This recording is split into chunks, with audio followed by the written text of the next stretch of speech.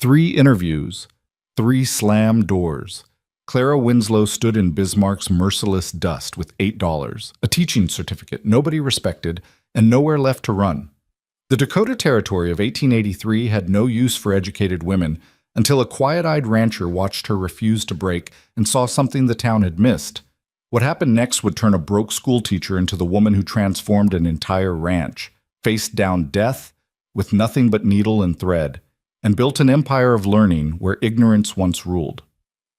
Like this video, comment your city below so I can see how far Clara's story travels, and stay until the end, because what she becomes will leave you breathless. The Dakota sun didn't care about dignity. It beat down on Clara Winslow's shoulders like a blacksmith's hammer, turning her gray traveling dress into a prison of wool and sweat. She stood outside the Bismarck land office, third rejection of the day burning in her chest, and watched the dust devils spin across the rutted street like mockery given form. 26 years old, Columbia teaching certificate, $8 to her name. The door behind her opened, and she didn't need to turn around to know what was coming. She'd heard it twice already today, and the script never changed. "Miss Winslow." Mr. Pritchard's voice carried that particular blend of pity and dismissal that men used when they wanted to feel kind while doing cruel things. "I've reconsidered your application for the county school position." Clara turned slowly, keeping her spine straight, even though every muscle screamed to fold inward. "And? I'm afraid the school board feels that a woman of your refinement might find the conditions too harsh. The children out here are rough, farm stock. They need a firm hand, and you believe a woman can't provide that." Clara kept her voice level, but something sharp lived underneath it. "Despite the fact that my references include 3 years at Miss Porter's Academy and 2 years managing a classroom of 40 students in Philadelphia." Pritchard shifted his weight, and his mustache twitched. "It's not about capability, Miss Winslow. It's about propriety. A young unmarried woman, living alone in a schoolhouse on the prairie. People talk. The board has a reputation to maintain." There it was, the real reason, dressed up in concern like Sunday clothes over a dirty shirt. Clara felt something cold and hard settle in her stomach. Not surprise. She'd left Philadelphia knowing the frontier would be different, but she'd underestimated how much different could hurt. "I see." She adjusted her grip on her worn leather satchel. "Thank you for your time, Mr. Pritchard. There's a seamstress position at the—" "Good day, Mr. Pritchard." Clara walked away before he could finish, before the pity in his voice could crack something inside her that she couldn't afford to break. Her heels clicked against the wooden boardwalk, each step a small act of defiance against a town that had already decided what she was worth. The afternoon heat shimmered off the false front buildings lining Bismarck's main street. Mercantile, saloon, land office, feed store. Everything a frontier town needed to survive, except apparently a teacher who happened to be female and unbowed. Clara paused under the narrow shade of the hotel awning, pulling out the small notebook she'd kept since leaving Pennsylvania. 3 pages of careful notes, potential positions, addresses gathered from territorial newspapers, and desperate letters home to her brother's wife. 3 pages. 3 interviews. 3 failures. She pressed her thumb against the pencil mark she'd made that morning, adding a firm line through Bismarck County School. "Mr. Pritchard." The lead smudged slightly, gray against her skin like ash. $8. Maybe 9 if she sold her mother's cameo brooch, the one thing she'd sworn never to part with. Enough for a week's lodging and meals if she was careful. Maybe 2 weeks if she was desperate. After that? "Ma'am, you look like you could use some water." Clara's head snapped up. A boy of maybe 14 stood in front of her, dusty from crown to boot, holding a tin cup that trembled slightly in his work-roughened hands.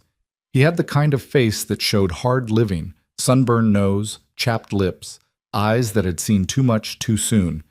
"I'm fine, thank you." Clara's voice came out sharper than she intended. "You don't look fine." The boy didn't move, just stood there with that cup extended like an offering. "You look like my sister did before she fainted at the church social, all pale and tight around the mouth." Despite herself, Clara felt her lips twitch. "Your sister fainted?" "Yep." Wore her corset too tight trying to impress Danny Fletcher.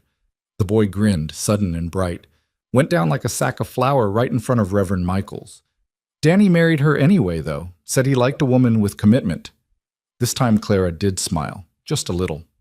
That's quite a story. Dakota's full of 'em. The boy shook the cup gently, water sloshing. Come on, ma'am, it's just water. Won't cost you nothing but a minute. Clara took the cup. The water was lukewarm and tasted of metal, but it was wet and her throat was desert dry. She drank it all, then handed back the cup with a genuine smile. Thank you. That was kind. Mr. Bennett says kindness don't cost much, but it pays good interest. The boy wiped the cup on his shirt. You new in town? Passing through. The lie came easily. Clara wasn't sure where she'd go next, but she knew it wouldn't be here. Looking for work? Clara's chest tightened. Why do you ask? The boy shrugged. Just seem like the type. Got that look about you? Educated, I mean. The way you hold yourself, like my old teacher back in Austin. She used to stand just like that when the cattle buyers tried to tell her women couldn't understand numbers. I am a teacher. Clara heard herself say it, even though admitting it out loud hurt like pressing on a bruise. Or I was. I'm certified from Columbia College. The boy's eyes went wide. Columbia? That's back east, right? Like real east. New York. Shoot. He let out a low whistle. And you came all the way out here? I did. Clara looked down the street, where the Dakota Plain stretched out beyond the buildings like an ocean of grass and possibility. Seemed like a good idea at the time. Might still be. The boy glanced over his shoulder toward a group of men loading supplies onto a freight wagon. One of them caught Clara's eye, tall, broad-shouldered, with the kind of stillness that suggested he didn't waste movement. He wore a dark hat pulled low, and even from this distance, Clara could see the way other men deferred to him, stepping aside when he moved. That's Mr. Bennett, the boy said, following her gaze. Owner of Red Willow Ranch. Best outfit in the territory, pays fair and treats his people right. I've been working for him since my pa died 2 years back. Clara watched as Bennett lifted a 50-pound sack of flour like it weighed nothing, settling it carefully in the wagon bed. His movements were economical, practiced, the kind of efficiency that came from years of hard work. He looks busy, Clara said carefully. He's always busy. The boy wiped sweat from his forehead. But he's fair about listening. Last month, one of the hands asked if we could get some books for the bunkhouse. And Mr. Bennett rode all the way to Fargo to buy a whole crate of them. Said a working man's got a right to improve his mind, same as anybody. Something in Clara's chest loosened, just a fraction. He sounds unusual. He's from Texas originally, came up here after the war, started the ranch from nothing. Now he's got 200 head of cattle, contracts with the railroad, and more land than he knows what to do with. The boy hesitated. And he's got a problem. What kind of problem? The kind that maybe a teacher could help with. The boy looked at her with something like hope in his young face. See, most of the men can't read much. Mr. Bennett's been trying to teach us, but he's got too much else to manage. The books just sit there, and the ranch accounts are a mess because nobody can keep them straight. He mentioned last week he wished he could find somebody educated to help out, but educated people don't usually want ranch work, Clara finished quietly. Yes, ma'am. The boy scuffed his boot in the dust. And the ones who do want it are usually men. And Mr. Bennett, he don't trust easy. Says you got to prove yourself before you get responsibility on Red Willow. Clara looked at the man called Bennett again. He'd moved to check the wagon's axle, running his hand along the wood with the same careful attention he'd given the flour sack. There was something about the way he worked, methodical, respectful of tools and animals and people alike, that spoke of character. What's your name? Clara asked the boy. Thomas, ma'am. Thomas Reeves. Well, Thomas Reeves. Clara straightened her shoulders, feeling that old familiar spark of defiance kindle in her chest. Where exactly is this Red Willow Ranch? Thomas's face split into a grin. About 8 miles northwest of town. But Mr. Bennett's right here now, ma'am. Finishing up supply run before we head back. He glanced toward the wagon. I could introduce you if you want. Tell him you're looking for work. Clara's hands tightened on her satchel. 3 rejections, $8. And a boy who looked at her like she might be the answer to a problem instead of a problem herself. She'd come to the Dakota Territory with nothing but a teaching certificate and a dream of making a difference. Maybe the shape of that dream was different than she'd imagined, but the core remained the same. Yes, Clara said, and her voice was steady. Please introduce us. Thomas practically bounced on his heels. Yes, ma'am, come on, he's just over. Mr. Bennett, sir. The tall man turned at Thomas's call, and Clara got her first clear look at him. He was older than she'd thought, maybe 35, with the kind of weathered face that came from years under open sky. His eyes were gray, sharp, and measuring. And when they landed on Clara, she felt weighed and evaluated in the space of a heartbeat.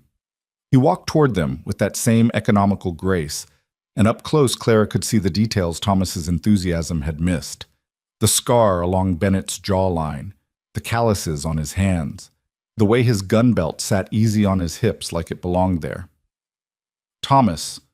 Bennett's voice was quiet, a Texas drawl softened by time but not erased. We're about loaded. You ready to head out? Yes, sir, but...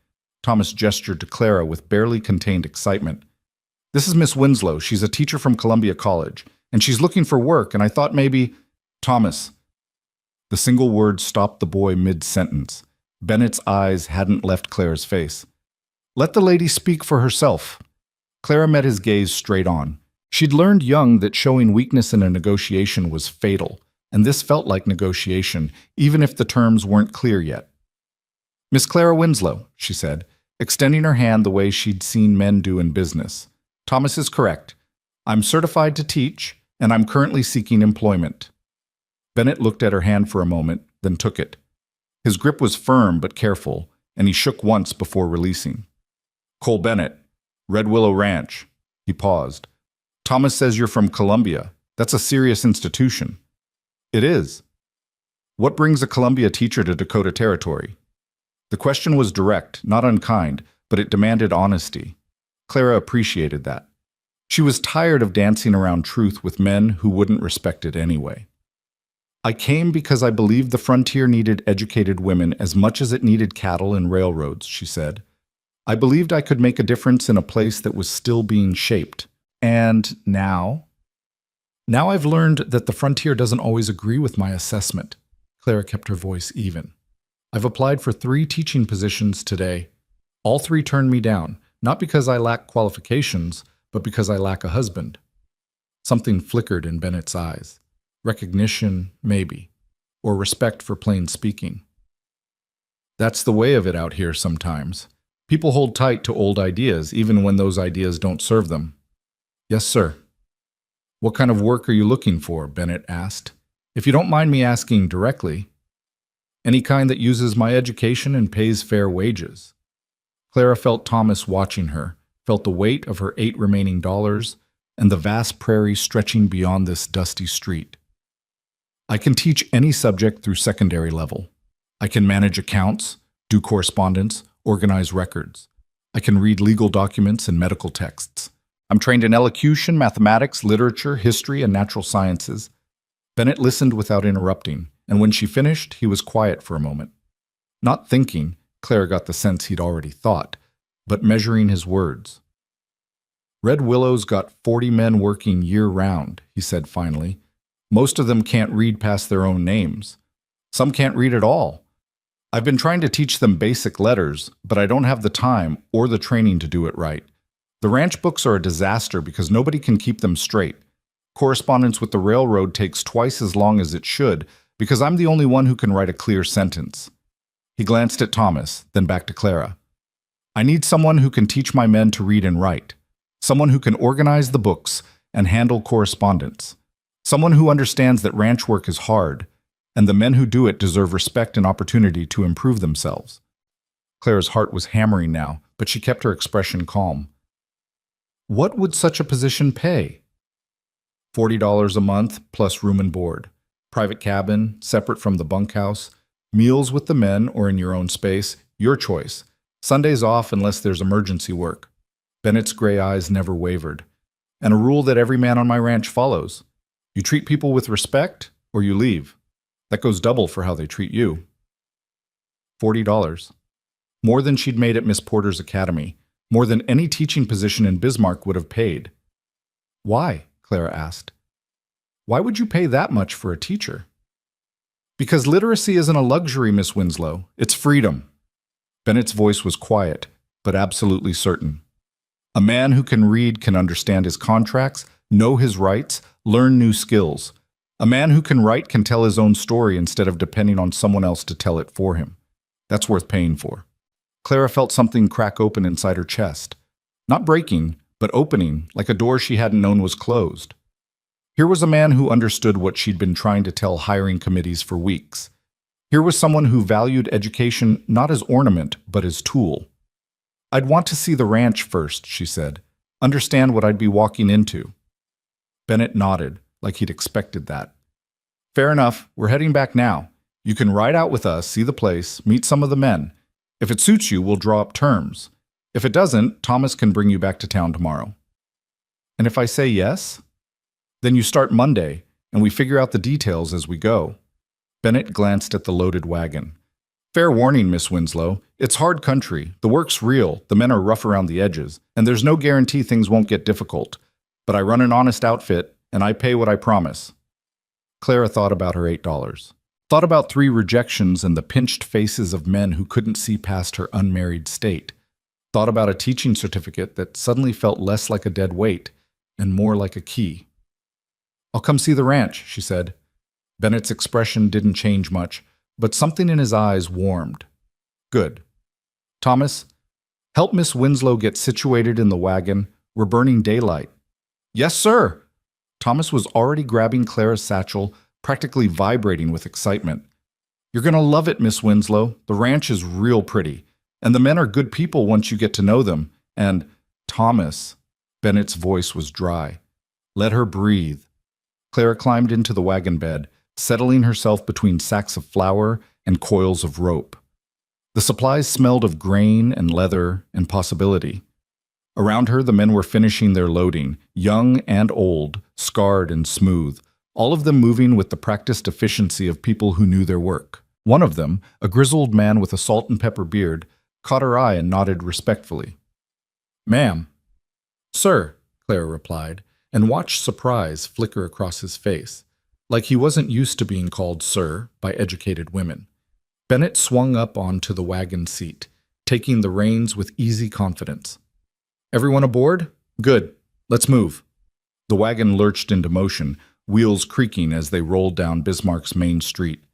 Clara watched the town fall away behind them, the land office where Pritchard had delivered his polite rejection, the hotel where she'd been planning to spend her last dollars, the dusty street where she'd stood 3 hours ago, wondering if coming west had been the worst mistake of her life.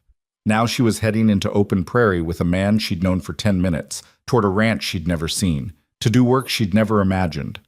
Clara Winslow, Columbia-certified teacher, smiled. The Dakota plain opened up around them like a book waiting to be read.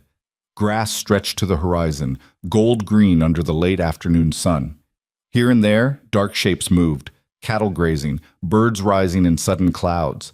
The sky was enormous, bigger than any sky had a right to be, and the wind carried scents of sage and earth and growing things. "First time on the prairie?" Bennett asked, not turning from his driving. "Yes, sir. It's different from back east." "Everything's different from back east." Clara watched a hawk circle overhead, riding thermals with motionless grace. "That's why I came." Bennett made a sound that might have been a laugh. "You'll do all right, Miss Winslow. Anyone who runs toward different instead of away from it usually does." They rode in comfortable silence after that. Clara learned quickly that Bennett wasn't a man who wasted words, and she appreciated it. Too many people filled silence with meaningless chatter, but he seemed content to let quiet be quiet. Thomas, on the other hand, had apparently appointed himself Clara's personal guide to all things Red Willow Ranch. "That's Bennett Creek over there," he said, pointing to a line of cottonwoods snaking across the plain. "Water runs year-round, good and clean. We've got an agreement with the Lakota about fishing rights. Mr. Bennett worked it out 2 years back. They take fish from the upper creek, we take from the lower. Works out fair for everybody." "The Lakota are nearby?" Clara asked. "Reservation's about 20 miles north, but there's hunting parties that come through regular, and Mr. Bennett's got a trade arrangement with them. We give beef, they give hides and berries. Nobody's caused trouble yet." "Yet," one of the older hands said from the back of the wagon. "But that can change quick, boy. Don't go filling the lady's head with fairy tales." Thomas flushed. I'm not Mr. Bennett. Tell him. Peace, both of you. Bennett's voice was mild. Miss Winslow's smart enough to understand that the frontier's got risks. She doesn't need us arguing about it. The old hand subsided, but Clara caught him watching her with something like concern. She met his eyes steadily until he looked away first. The sun was sinking toward the horizon when they finally crested a low rise, and Clara saw Red Willow Ranch spread below them. It was bigger than she'd expected.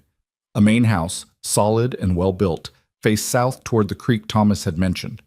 Behind it stood a long bunkhouse, a barn that could shelter a dozen horses, a cookhouse with smoke rising from its chimney, corrals spread out behind the barn, containing cattle that looked sleek and healthy. Beyond everything, the prairie rolled away in waves of grass and sky. It looked permanent, rooted, like someone had put down stakes and meant to keep them there. That's home, Bennett said simply. Not much to look at compared to East Coast schools, I expect. It's beautiful, Clara said, and meant it. Bennett turned to look at her then, really look at her, and something passed between them. Not romance, nothing so simple, but recognition. Like two people seeing that they spoke the same language even if they'd learned it in different countries. Come on, he said. Let's get you settled and introduce you around. If you're going to teach these men, you should probably meet them first. The wagon rolled down the slope toward the ranch buildings. Men emerged from the bunkhouse and barn, drawn by the sound of arrival. Clara counted maybe 15 of them, all wearing the same expression of wary curiosity. A woman teaching ranch hands to read. She might as well have been a two-headed calf for all the precedent it had. Bennett pulled the wagon to a stop near the main house and set the brake. Before Clara could figure out how to climb down gracefully, he was there, offering his hand. Watch the step, he said. It's higher than it looks. Clara took his hand and descended, acutely aware of all the eyes watching her. Her dress was dusty from the ride, her hair was escaping its pins, and she probably looked like exactly what she was, a city woman out of her depth. But she'd learned a long time ago that looking uncertain was different from being uncertain. So she straightened her spine, brushed dust from her skirts, and faced the assembled men with her head high. Bennett moved to stand beside her, not touching, but close enough that his presence felt like support. Listen up, he said, and the quiet conversation stopped immediately. This is Miss Clara Winslow. She's a certified teacher from Columbia College, and she's considering a position here at Red Willow. Teaching what? One of the younger hands called out. We ain't school children. Teaching reading, writing, and basic mathematics to anyone who wants to learn, Bennett replied evenly. Also organizing the ranch accounts and handling correspondence. Any other questions? The men shuffled and muttered among themselves. Clara could see the doubt plain on their faces. Women didn't do this kind of work.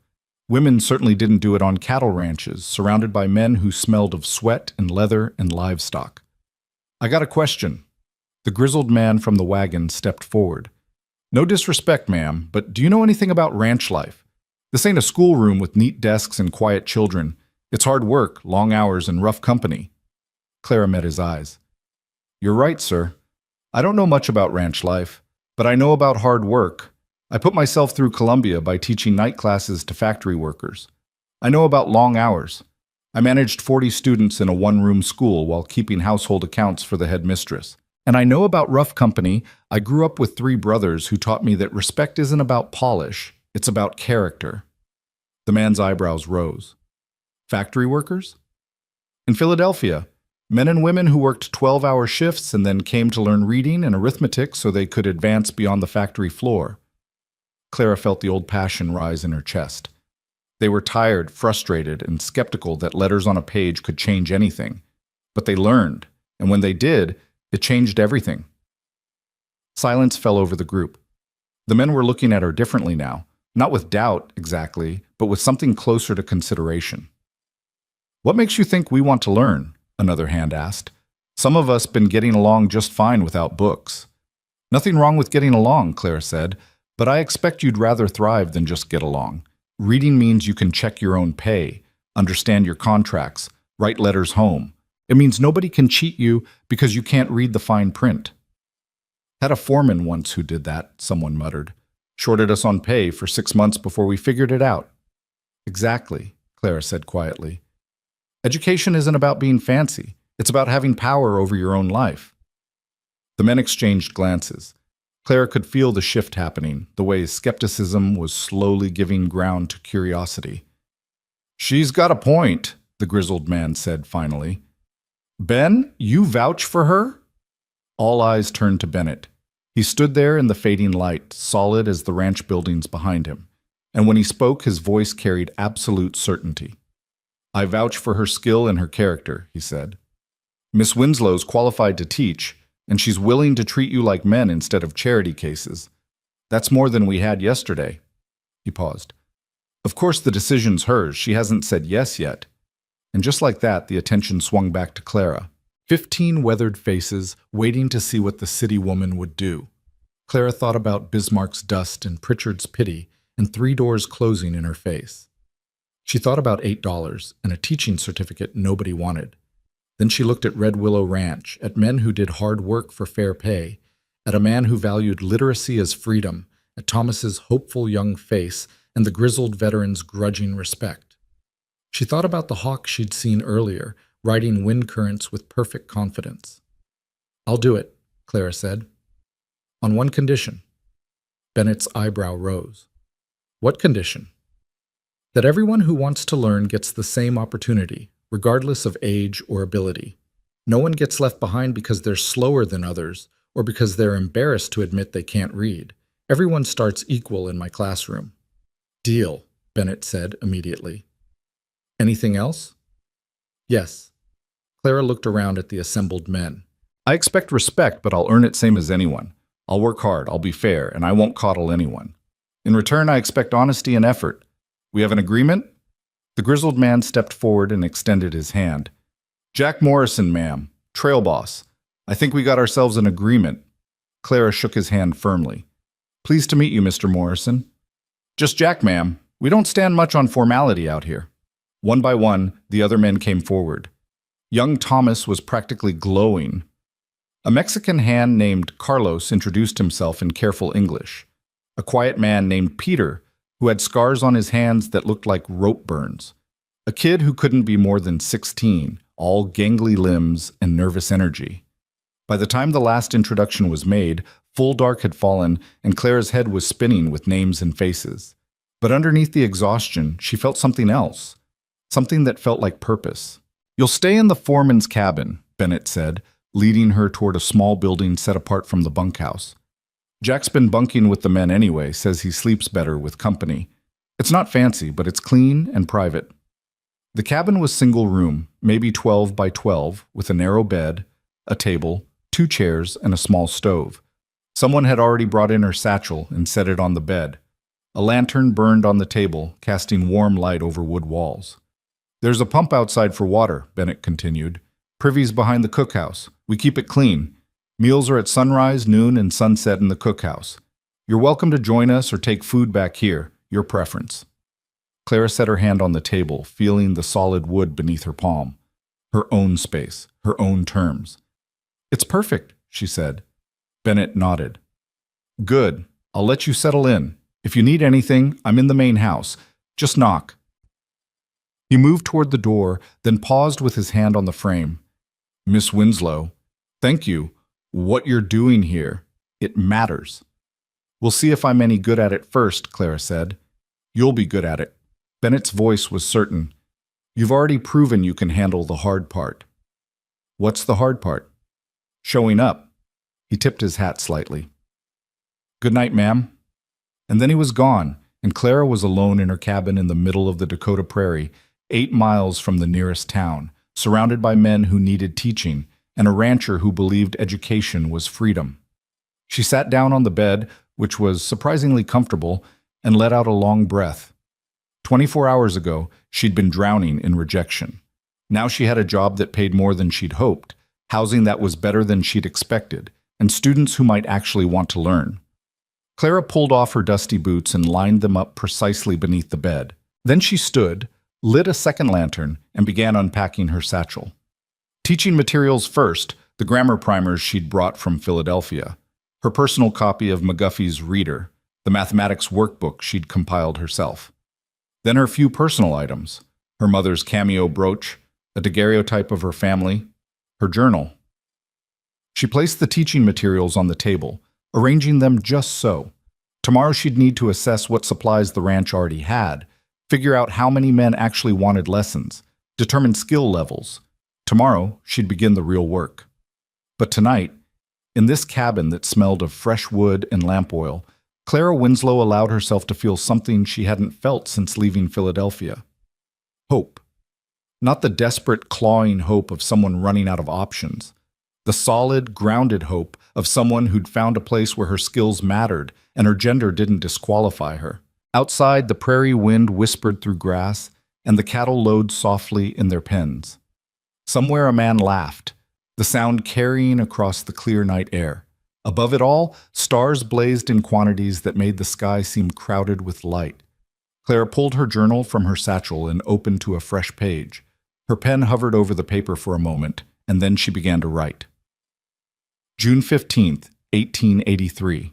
Red Willow Ranch, Dakota Territory. Today I was rejected 3 times before noon and hired before sunset. I have no idea if I can do what Cole Bennett is asking of me. Teach grown men who've never had reason to trust education, organize accounts for an operation I barely understand, prove myself in a world that wasn't built for women like me. But I know this. I would rather fail trying something difficult than succeed at being invisible. Tomorrow, I begin.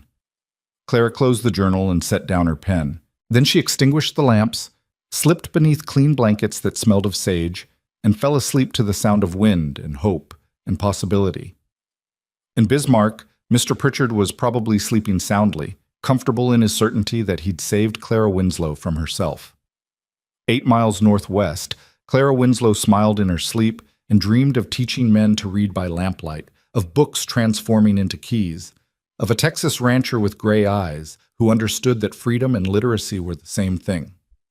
The Dakota Territory held its breath, waiting to see what would grow from this strange new seed planted in prairie soil.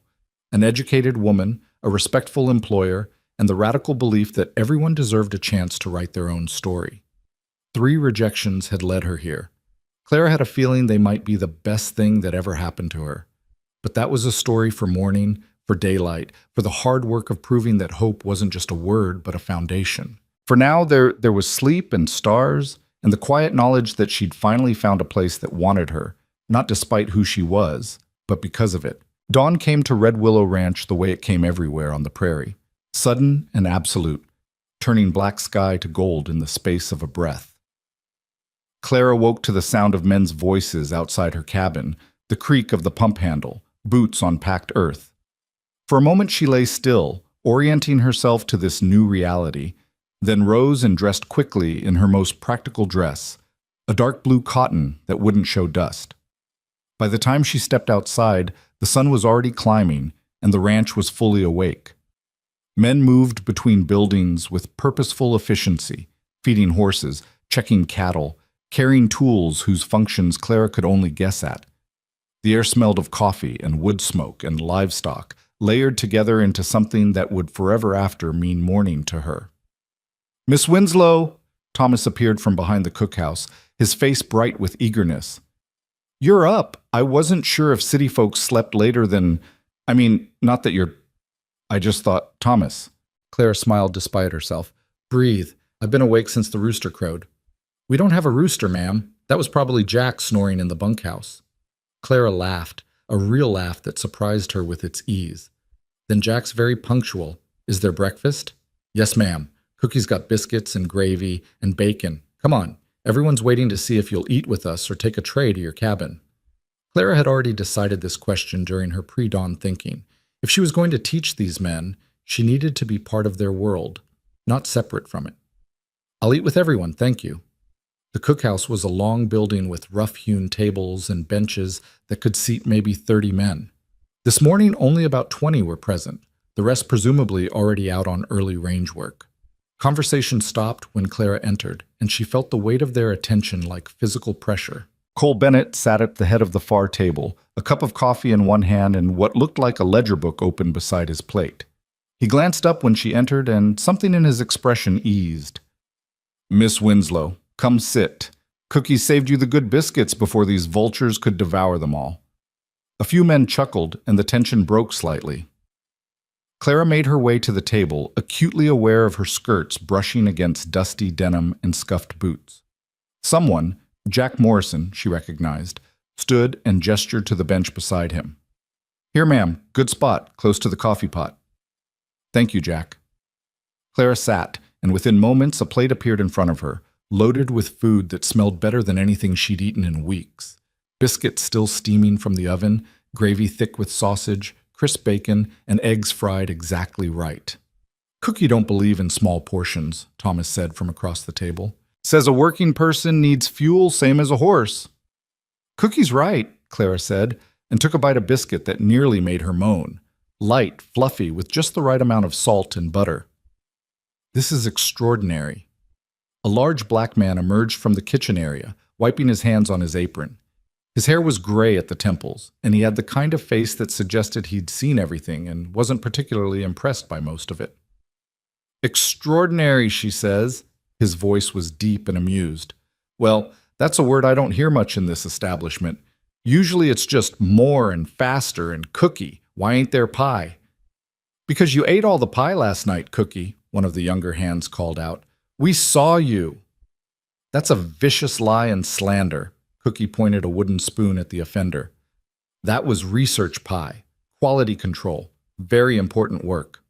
The men laughed, and Clara found herself smiling. There was an ease to their banter, a family quality that spoke of men who knew each other's rhythms. "Miss Winslow," Cookie said, moving closer. "I'm Marcus Freeman, but everyone calls me Cookie. Been cooking for this outfit since Mr. Bennett hired me 5 years back. You need anything, extra coffee, different food, a quiet place to think, you just say the word."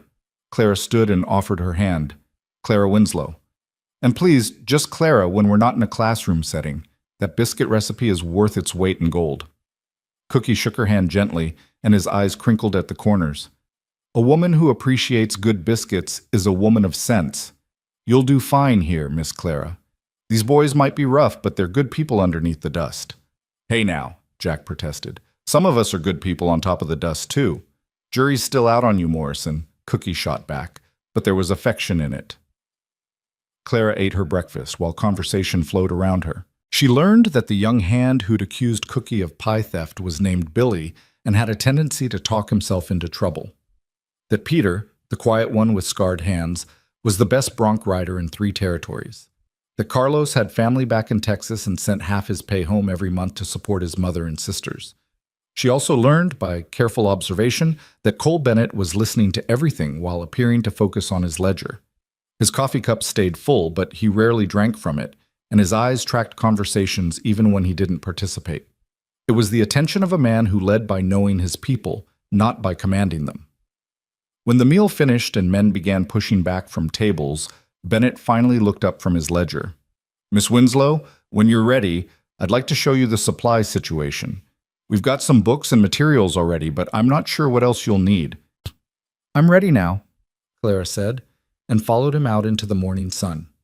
The supply room was attached to the main house, a space that had clearly been intended for storage but had been partially converted into something like an office.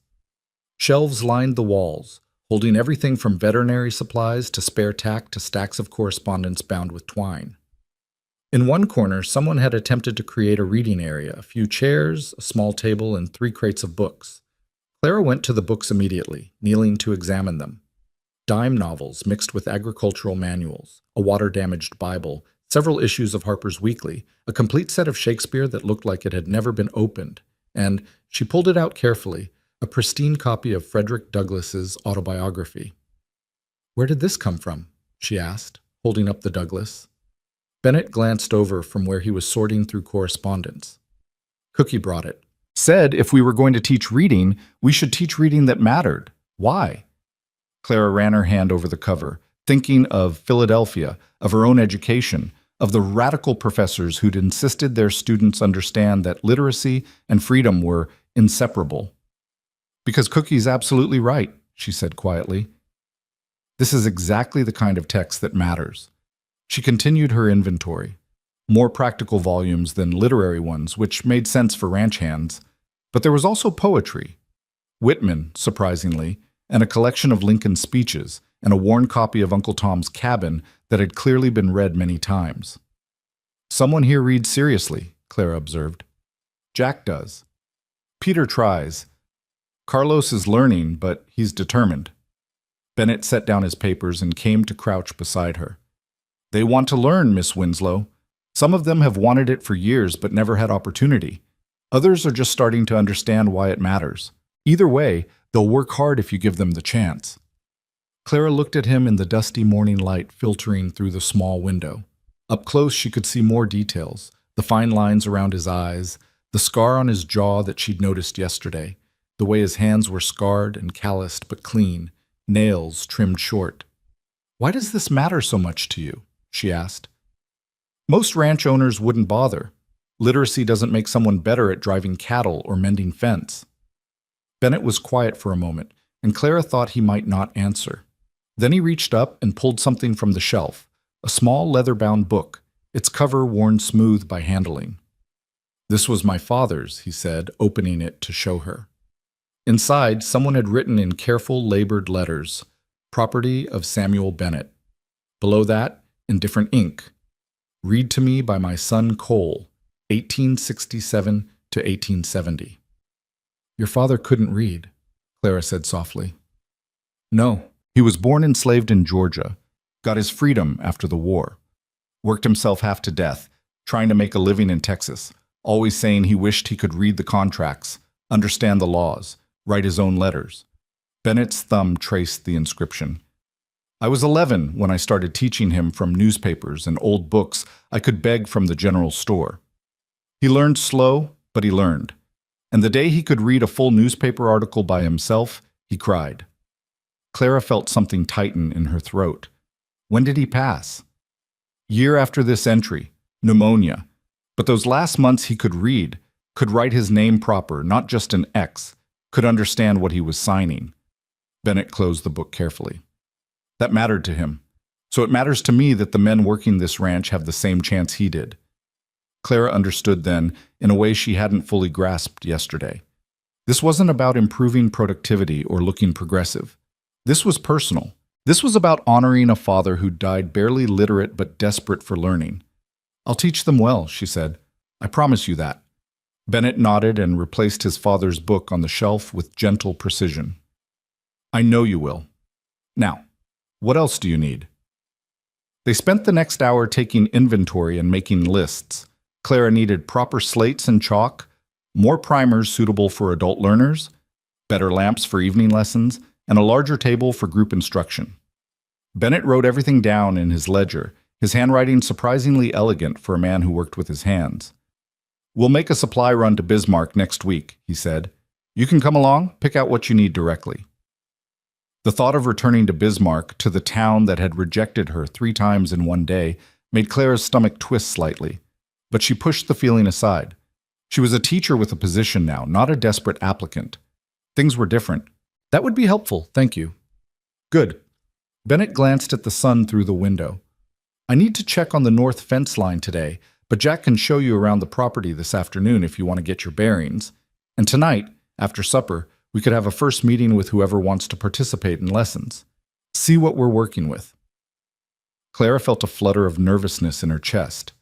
First impressions mattered, especially with adult students who might be skeptical or embarrassed about their skill level. "That sounds perfect," she said, hoping her voice sounded more confident than she felt.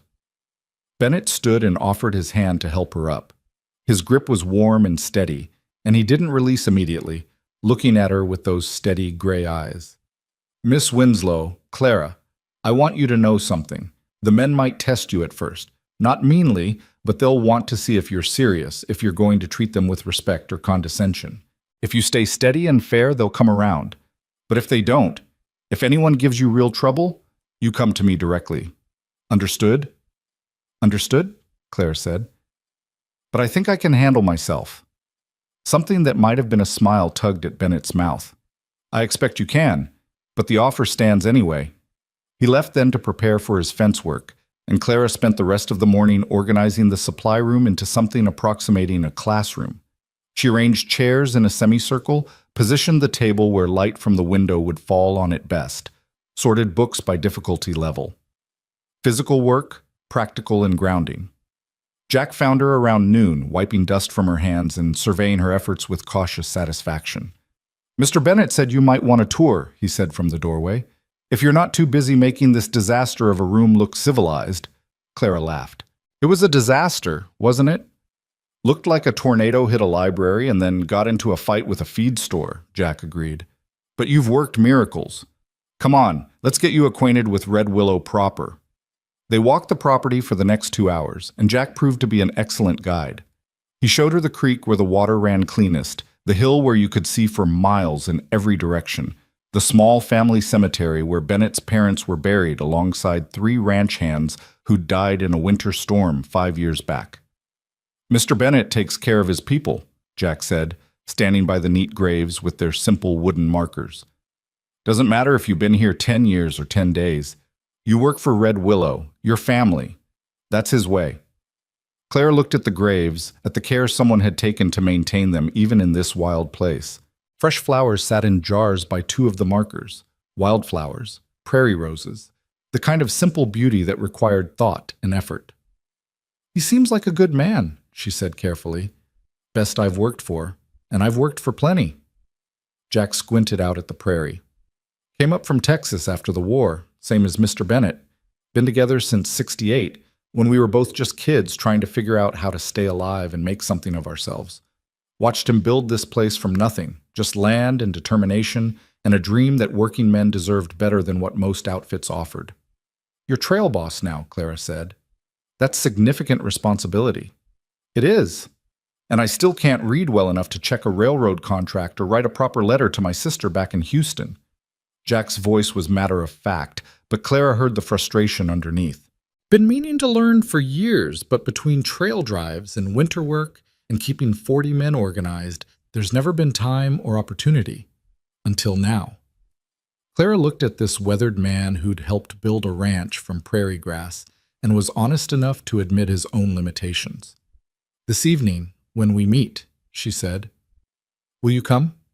"Yes, ma'am, and I suspect most of the boys will too, even if some of them act too proud to admit they need teaching." Jack turned back toward the ranch buildings. "Now, let me show you the really important part of Red Willow, the horses. If you're going to live out here, you should know which ones are safe to ride and which ones will dump you in the creek for spite." The afternoon passed in a blur of information, horse names and temperaments, cattle brands and grazing rotations, the complex web of relationships and hierarchies that made ranch life function. By the time Clara returned to her cabin to rest before dinner, her head was spinning and her feet ached, but underneath the exhaustion, she felt something else building. Anticipation, maybe, or purpose. Tonight she'd meet her students properly. Tonight she'd begin the work she'd traveled 1,500 miles to do, even if it looked different than she'd imagined. Clara changed into a fresh dress, still practical, still dark, but clean and neat, and pulled her hair back into a severe bun that made her look older and more authoritative. She'd learned early in her teaching career that appearance mattered with adult students. They needed to see competence and control, not someone they could dismiss as a girl playing teacher. Dinner was quieter than breakfast had been. The men were tired from a full day's work, and conversation stayed mostly practical, which cattle needed checking, whose turn it was for night watch, whether the weather would hold through the week. But Clara noticed several of them glancing her direction, and when Cookie announced that evening lessons would start in an hour, the silence that fell was loaded with tension. Bennett, at the head of the table, set down his coffee cup with deliberate calm. "Miss Winslow's offering lessons to anyone who wants them," he said. "No requirement, no judgment if you don't participate. But if you do participate, you show up on time, you work hard, and you treat her and each other with respect. Questions?" "What if we're no good at it?" Billy asked, his young face anxious. "What if we're too slow or too stupid to learn?" Clara spoke before Bennett could. "There's no such thing as too stupid to learn, Billy. Some people learn faster than others, that's true. But everyone can learn if they're willing to try. I've taught factory workers who'd never held a pencil, immigrants who barely spoke English, children who'd been told they were hopeless. They all learned. So will you." Billy's expression shifted from anxious to cautiously hopeful. Around the table, other men were nodding slightly. "What about reading?" Peter asked quietly. It was the first time Clara had heard him speak more than a few words. If a man can't read at all, where does he even start? "With letters," Clara said simply. 26 symbols that make all the sounds we speak. Learn those. Learn how they combine. And you can read anything: contracts, newspapers, books, letters from home. It's not magic, Peter. It's pattern recognition. And that's something every person in this room already knows how to do. "How do you figure?" Jack asked. "You know which clouds mean rain and which mean clear weather, don't you? You know the difference between a healthy calf and a sick one by looking? You recognize individual cattle in a herd of 200? That's all pattern recognition. Reading is the same skill, just applied differently." The men exchanged glances, and Clara could see the idea taking root. She'd learned this technique teaching factory workers. Connect the unknown to the known, show them they already had the foundation, just needed to build on it. "1 hour tonight," Bennett said. "See how it goes. If it works, we'll set a regular schedule. If it doesn't, we'll figure out why and adjust." "Fair enough?" Murmured agreements ran around the table. When dinner ended, a steady stream of men headed toward the supply room Clara had spent the morning transforming. She counted 17 of them, more than half the ranch's full complement. Some looked eager, some nervous, some defiant, but they all came. Clara arrived last, giving them time to settle. When she walked in, conversation stopped, and 17 pairs of eyes fixed on her with varying degrees of hope and skepticism. She taught her first class at 19, standing in front of 40 factory workers who'd made it clear they thought she was too young and too female to teach them anything useful. She'd learned then that the first 5 minutes determined everything, whether they'd respect her or dismiss her, listen or resist. Clara walked to the front of the room with her spine straight and her chin up. She didn't smile or apologize or try to soften herself. She simply met their eyes, one by one, until the room settled into attentive silence. "Good evening, gentlemen. I'm Clara Winslow, and for the next hour, I'm your teacher. Not your boss, not your moral superior, just someone who happens to know how to read and wants to share that skill with people who want to learn it." She paused, letting that settle. "Before we begin, I need to understand where you are individually. So I'm going to ask each of you a question, and I need honest answers. No one here will judge you, and what you tell me stays in this room. Agreed?" Reluctant nods around the circle. Clara pulled out the slate she'd prepared, already divided into columns. "When I point to you, tell me your name and answer this question. Can you write your own name? Yes, no, or sometimes?" She started with Jack, who said clearly, "Jack Morrison. Sometimes. I can do the letters, but they don't always look right." "Thank you, Jack." Clara made a note. "Peter?" "Peter Chen." "No." His voice was soft but steady. "Never learned." "Carlos?" "Carlos Mendoza." "Yes, in Spanish. English letters are different." Down the line they went. Billy could write his name, but nothing else. Thomas could write several words, but struggled with reading them back. Cookie, it turned out, could read fairly well, but couldn't write. He'd taught himself from newspapers, but never had reason to learn penmanship. When they finished, Clara had a clear picture. 4 men could read at basic level, 6 could write their names with varying confidence, 7 couldn't read at all. All of them wanted to learn more. "All right," Clara said, setting down her slate. "Here's what we're going to do. This isn't school where everyone learns the same thing at the same pace. Some of you need letters, some need practice, some need confidence. So we'll work in groups based on skill level, and those groups will change as you progress. No one's locked into being beginner or advanced. You move when you're ready." She pulled out 3 primers she'd selected earlier: basic, intermediate, and advanced. "Jack, Thomas, Billy, Carlos, you're with me on the intermediate primer. We're going to work on reading full sentences and basic writing. Peter, you and the others who are starting fresh will work with Cookie on letter recognition and basic sounds. Cookie, you're my assistant teacher tonight." Cookie's eyes widened. "Ma'am, I can't." "You can read, Cookie." "That means you can help others learn to read. Trust me." Clara smiled at him. The best teachers are often people who remember what it felt like not to know. Cookie stood slowly, something like pride dawning on his face. "All right then, gentlemen who can't read yet, come sit at this table with me. We're going to learn the alphabet." The men sorted themselves into groups with minimal fuss. Clara noticed that Peter looked relieved to be with other non-readers, that Billy puffed up slightly at being considered intermediate, that Carlos was already studying the primer she'd handed him with intense focus. "The rest of you," Clara said to the 4 men who could already read at basic level, "I want you to practice writing. Copy this paragraph." She wrote on the board in clear letters, "Exactly as you see it. Focus on making your letters consistent and readable. This isn't about speed, it's about clarity." The paragraph she'd chosen was simple but meaningful. A working man who can read has power over his own life. He can understand his contracts and his rights. He can learn new skills and teach others. Reading is not luxury. Reading is freedom. For the next hour, Clara moved between groups.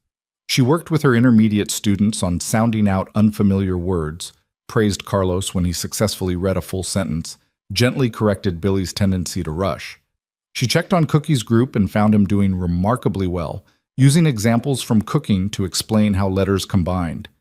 "See, P and I together make a new sound, just like flour and water make something different than either one alone." She watched the advanced group struggle with handwriting, their large, rough hands trying to form delicate letters, and felt a surge of respect for their determination. By the time the hour ended, every man in that room had accomplished something. Peter knew 10 letters of the alphabet. Carlos had read 3 full sentences. Jack had written a paragraph that, while shaky, was completely legible. The advanced group had filled their slates with careful practice. "That's time," Clara said finally. "Good work tonight, all of you. We'll meet again day after tomorrow, same time. Between now and then, I want everyone to practice what they learned tonight. Even 10 minutes makes a difference." The men filed out slowly, some nodding to her, some mumbling thanks, some just looking thoughtful. Peter paused at the door. "Miss Winslow, thank you. I never thought—" He stopped, struggling for words. "I never thought someone would teach me patient-like, without making me feel stupid." Clara's throat tightened. "You're not stupid, Peter. You just haven't had opportunity. That's different." He nodded and left, and Clara was alone in the classroom with her slates and primers and the lingering smell of chalk dust and lamp oil. She'd done it. First lesson, 17 students, no disasters. Clara began cleaning up, erasing boards and organizing materials when she heard footsteps behind her. "How'd it go?" Bennett leaned against the doorframe, still dusty from his day's work. "Better than I hoped," Clara admitted. "They're motivated and respectful. Cookie's a natural teacher. You should consider using him more. And Peter's eager to learn despite being nervous." "Peter's got reason to be nervous about most things," Bennett said quietly. "His hands got torn up in a rope accident a few years back. Took months to heal, and he's been shy ever since about doing delicate work. Probably figures learning to write is beyond him." "It's not," Clara said firmly. "He'll need patience, but he can do it." Bennett nodded, something like approval in his expression. "You're good at this. Reading people, I mean. Understanding what they need." "It's part of teaching." Clara set down her chalk. "You can't teach someone if you don't understand them first." They stood in comfortable silence for a moment, and Clara became aware of how late it was, how tired she felt, how this man seemed to take up space without crowding it. "I should let you rest," Bennett said finally. "Long day tomorrow. We're moving cattle to the south pasture, and it'll be all hands needed, but after that things should settle into routine, give you time to establish regular lessons." "Thank you," Clara said, "for all of this, for hiring me, for believing in what I'm trying to do." "Thank you for doing it." Bennett straightened, preparing to leave. "My father would have liked you, I think. You've got the same kind of stubborn hope he had, the kind that doesn't quit just because things are hard." He left before Clara could respond, his boots echoing on the wooden floor. She finished tidying up and walked back to her cabin under a sky so full of stars it looked like someone had spilled salt across black velvet. Inside, she lit her lamp and pulled out her journal. But for once, she didn't write about teaching or students or plans. Instead, she wrote about a ranch in Dakota Territory where men wanted to learn, and a quiet rancher who believed literacy was freedom, and the strange, unexpected feeling that she might have finally found the place where she belonged. 3 days ago, she'd been rejected 3 times before noon. Tonight, she'd taught 17 men their first lesson toward reading. Clara closed her journal and smiled at the lamp flame, at this small cabin that was hers, at the vast prairie darkness outside that somehow felt less like emptiness and more like possibility. Tomorrow would bring new challenges, she knew that. There would be students who struggled, lessons that failed, moments when she doubted herself. But tonight there was this, proof that hope and hard work and stubborn determination could transform rejection into purpose. Clara Winslow, teacher, blew out her lamp and went to sleep dreaming of letters turning into words, words into sentences, sentences into freedom. And 8 miles away in Bismarck, the positions she'd been rejected for were still unfilled, still waiting for someone who fit the town's narrow expectations. Clara had stopped waiting. She'd started building instead. The pattern established itself quickly over the next weeks. Clara taught 3 evenings each week, and slowly, methodically, the men of Red Willow Ranch began to read. Peter mastered the alphabet and moved on to simple words. Carlos conquered English phonics and started reading ranch correspondence aloud during lessons, his accent thick but his comprehension perfect. Billy discovered he had a gift for spelling and began helping younger students. Jack Morrison, trail boss and Bennett's right hand, wrote his first letter to his sister in Houston. 15 careful lines that took him 2 hours and left him looking like he'd wrestled a steer. Clara kept the ranch books now, too, transforming Bennett's chaotic ledgers into organized columns that made sense. She discovered he'd been undercharging the railroad for beef shipments, missing contract clauses that should have paid the ranch an additional $300 per quarter. When she showed him the discrepancy, he'd looked at the numbers for a long moment, then at her. "That's $900 we've lost this year," he'd said quietly, "because I couldn't read the fine print properly." "That's $900 you won't lose next year," Clara had replied, "because now you have someone who can." She'd expected gratitude. Instead, Bennett had gotten very still, and when he finally spoke, his voice was rough. "My father died with debts he didn't understand, signed away on contracts he couldn't read. I swore I'd never let that happen to me or mine, but I've been making the same mistakes." Clara had touched his hand briefly, the only comfort she could offer. Not anymore. The days developed their own rhythm, too. Clara woke with the ranch, took breakfast with the men, spent mornings organizing correspondence and accounts in the small office that had become hers.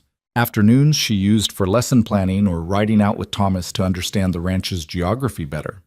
The boy had appointed himself her guide and protector, showing her where the best wildflowers grew, where antelope gathered at dusk, where you could see 3 territories from a single hilltop. It was during one of these afternoon rides, 6 weeks after her arrival, that everything changed. They'd ridden north toward the creek, Clara on a gentle mare named Daisy and Thomas on his usual roan. The August heat was thick and heavy, the kind that made the air shimmer and sound carry strangely. Storm weather, the men called it, though the sky showed nothing but hard blue dome overhead. "You're getting better at riding," Thomas observed as they picked their way along the creek bank. "First week you sat in the saddle like you'd swallowed a poker. Now you actually look comfortable." "High praise from an expert," Clara said dryly, but she was smiling. Thomas was right. She'd adapted to ranch life faster than she'd expected. Her hands had calluses now from handling reins and penwork. Her skin had darkened despite her bonnet.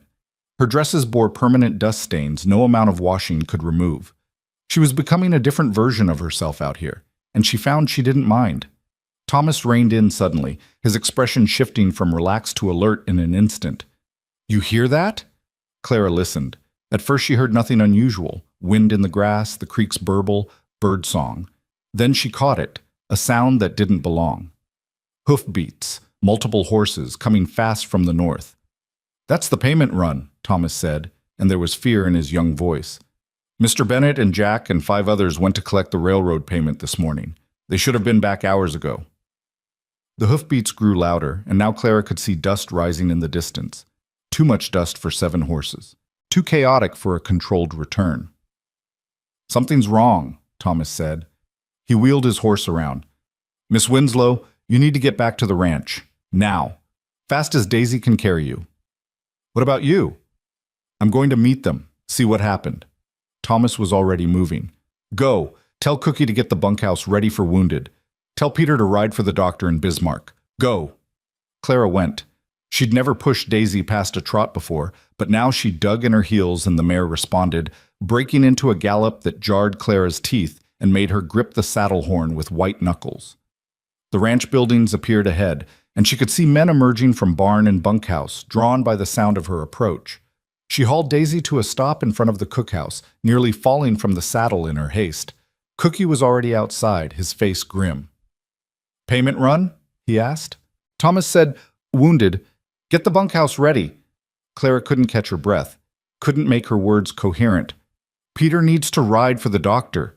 "Billy!" Cookie's voice cracked like a whip. "Get Peter. Tell him to saddle the fastest horse and ride for Doc Harrison. Tell him it's Red Willow and it's urgent." He turned back to Clara. "How many coming back?" "I don't know. I couldn't see, but Thomas said the payment run, and there was so much dust." Cookie was already moving, shouting orders. Men scattered to follow them. Clara stood in the yard feeling useless until Cookie grabbed her arm. "Miss Clara, I need you clear-headed. Can you do that?" Clara forced herself to breathe, to think. "Yes." "Good. Come help me prepare. If there's wounded, we'll need clean cloths, hot water, whiskey for sterilizing. You know anything about doctoring?" "Basic field medicine from teaching manuals," Clara said. "I've treated cuts and set a broken finger. Nothing serious. It'll have to do until Doc Harrison gets here." Cookie was already hauling her toward the cookhouse. "Pray it's not serious. Pray they all come back alive." But prayer wasn't enough, Clara discovered 15 minutes later when the riders finally thundered into the yard. 5 horses, not 7. Jack Morrison in the lead, his face gray beneath the dust. 2 men Clara didn't recognize immediately, slumped in their saddles. And Cole Bennett, barely conscious, held upright by the man riding beside him. Blood soaked the left side of his shirt, dark and spreading. "Get him down!" Jack was shouting. "Careful! He's been shot! Don't jar!" Men swarmed the horses. Clara watched Bennett slide from the saddle into multiple sets of hands, watched his face go slack with pain, watched blood drip onto the dust of his own ranch yard. Something cold and fierce took hold of her then. Not panic, not fear. Something harder and more useful. "Bring him to the bunkhouse," she heard herself say, her voice cutting through the chaos.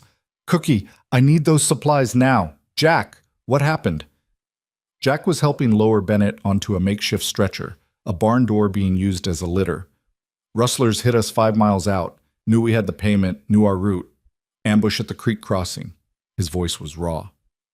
"They got Henry and Tom. Dead. Mr. Bennett took a bullet covering our retreat." Clara's mind registered the information. 2 men dead, Bennett shot, an ambush that suggested planning, but she pushed it aside. Grief and investigation could wait. Right now, a man was bleeding. She followed the stretcher into the bunkhouse, which Cookie had already converted into an infirmary of sorts. Clean sheets on 2 bunks, a table laid with cloths and bottles, lamps burning bright despite the afternoon sun. "Put him here," Clara directed. "Gently. Someone get his shirt off so I can see the wound."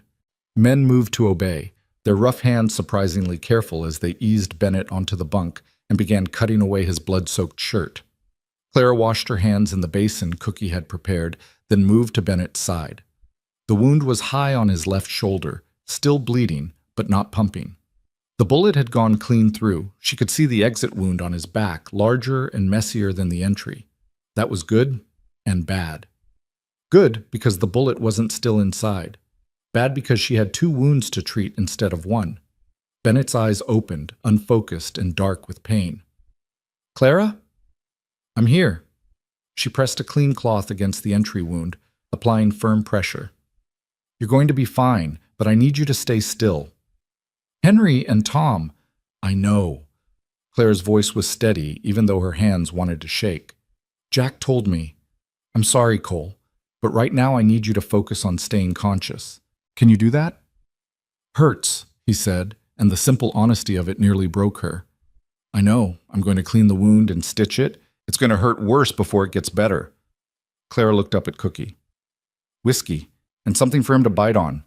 Cookie handed her a bottle and a leather strap. Clara looked at the men crowding the doorway. "Everyone out except Jack and Cookie. He doesn't need an audience." They went, and Clara turned back to Bennett. His gray eyes were clearer now, watching her with something like trust, This is going to hurt, she said again. I'm sorry. Do it, Bennett said. Clara poured whiskey over the wound and Bennett's entire body went rigid, his breath hissing through clenched teeth. The wound frothed and bled fresh, and Clara worked quickly, cleaning away dirt and powder burns, examining the torn flesh for any debris. Bullet went clean through, she said, more to herself than anyone. Missed the bone, missed major vessels. He's lucky. Doesn't feel lucky, Bennett managed. You're alive when you could be dead, Clara said bluntly. That's lucky. Now bite down on this. She gave him the leather strap. I'm going to stitch the exit wound first, then the entry. It's going to take time. She'd never sutured human flesh before, only practiced on pigskin during her brief training in field medicine at Columbia. But her hands were steady, and her stitches were small and even, drawing torn muscle and skin back together with precise care. Bennett made no sound except for harsh breathing, the leather strap clenched between his teeth, his free hand gripping the bunk frame until his knuckles went white. Clara worked in silence, focused completely on the task. Cookie stood ready with fresh cloths and water. Jack watched from the corner, his weathered face drawn with worry. The exit wound took 15 stitches. Clara cleaned it, bandaged it, then gently rolled Bennett onto his side to access the entry wound. This one was smaller but deeper, and she had to work carefully to ensure she closed it properly from the inside out. By the time she finished, sweat was running down her spine and her hands were cramping, but the wounds were closed, cleaned, and bandaged. Bennett's breathing had evened out into something that might have been sleep or might have been unconsciousness from pain.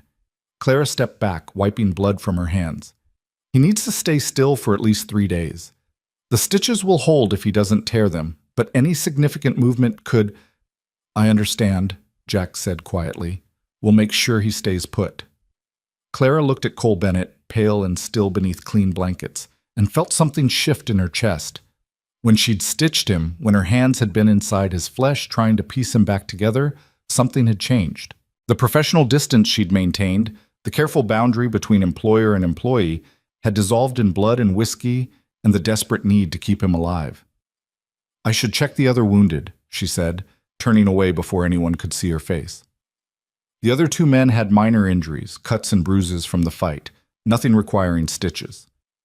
Clara cleaned and bandaged them with efficient care, then stepped outside into air that felt thin and strange after the close intensity of the bunkhouse. The sun was setting. The entire crisis had taken less than 2 hours, but it felt like days had passed. Peter found her standing in the yard, staring at her blood-stained hands. Doc Harrison's coming, but it'll be hours yet. He was out delivering a baby when I found him. He hesitated. I heard what you did. That was brave, Miss Clara.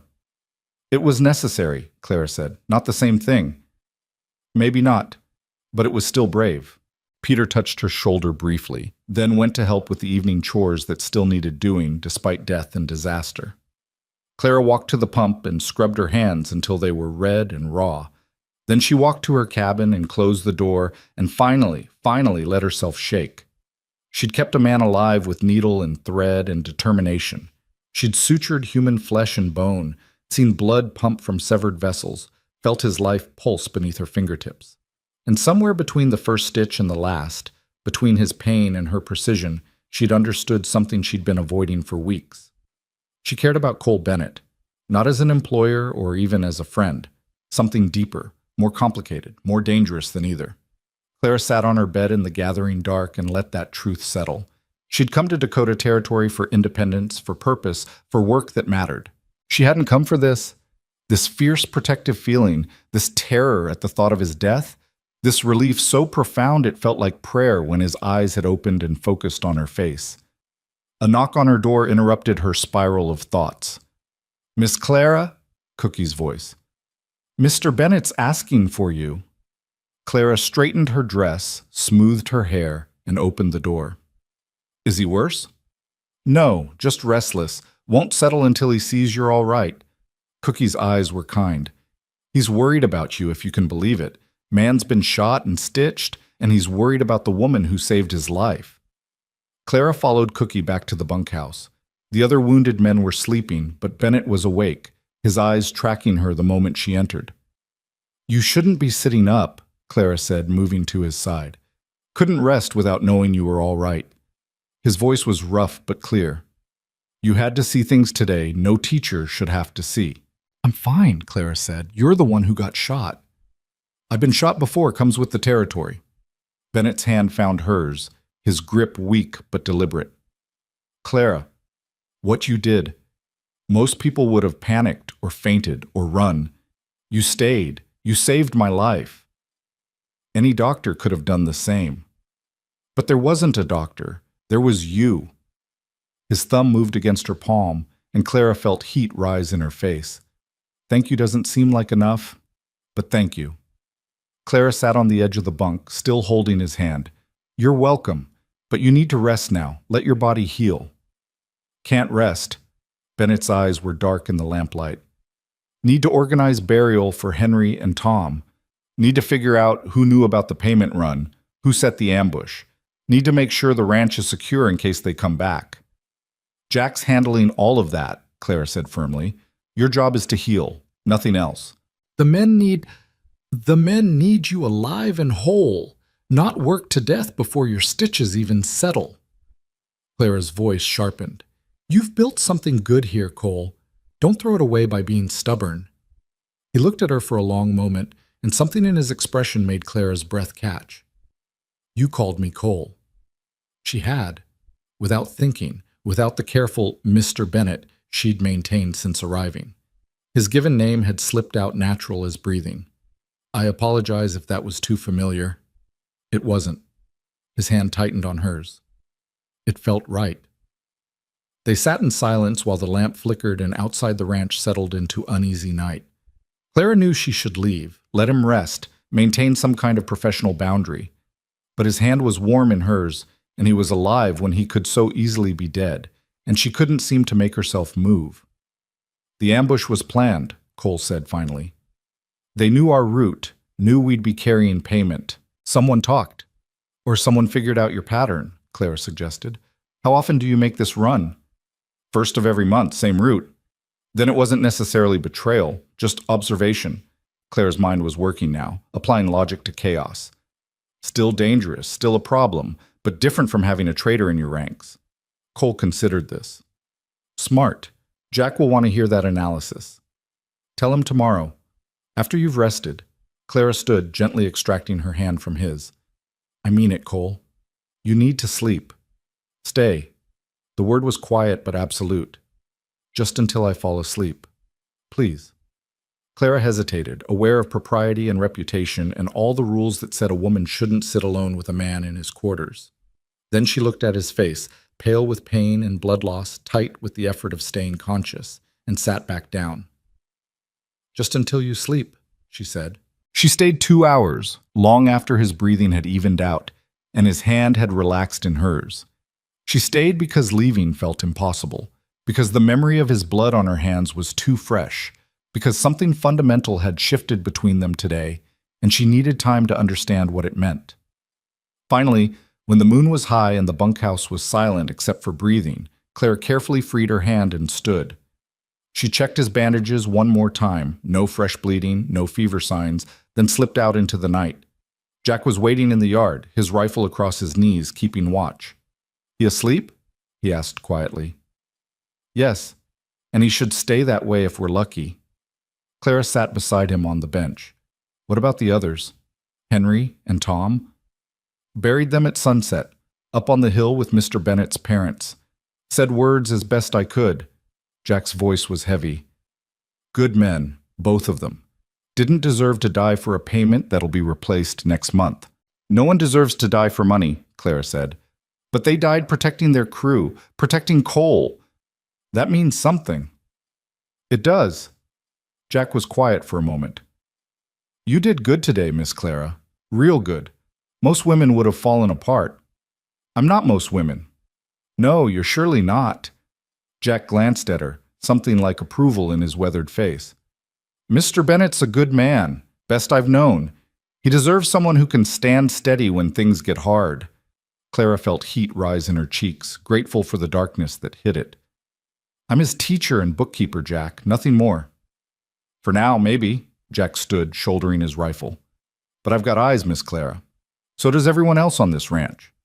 Way he looks at you, way you look at him, that's not employer and employee. That's something else building. He walked away before Clara could deny it, leaving her alone under the vast Dakota sky with truth she couldn't quite face yet. She cared for Cole Bennett, more than was wise, more than was safe, more than she'd planned when she'd climbed into that wagon 6 weeks ago looking for work.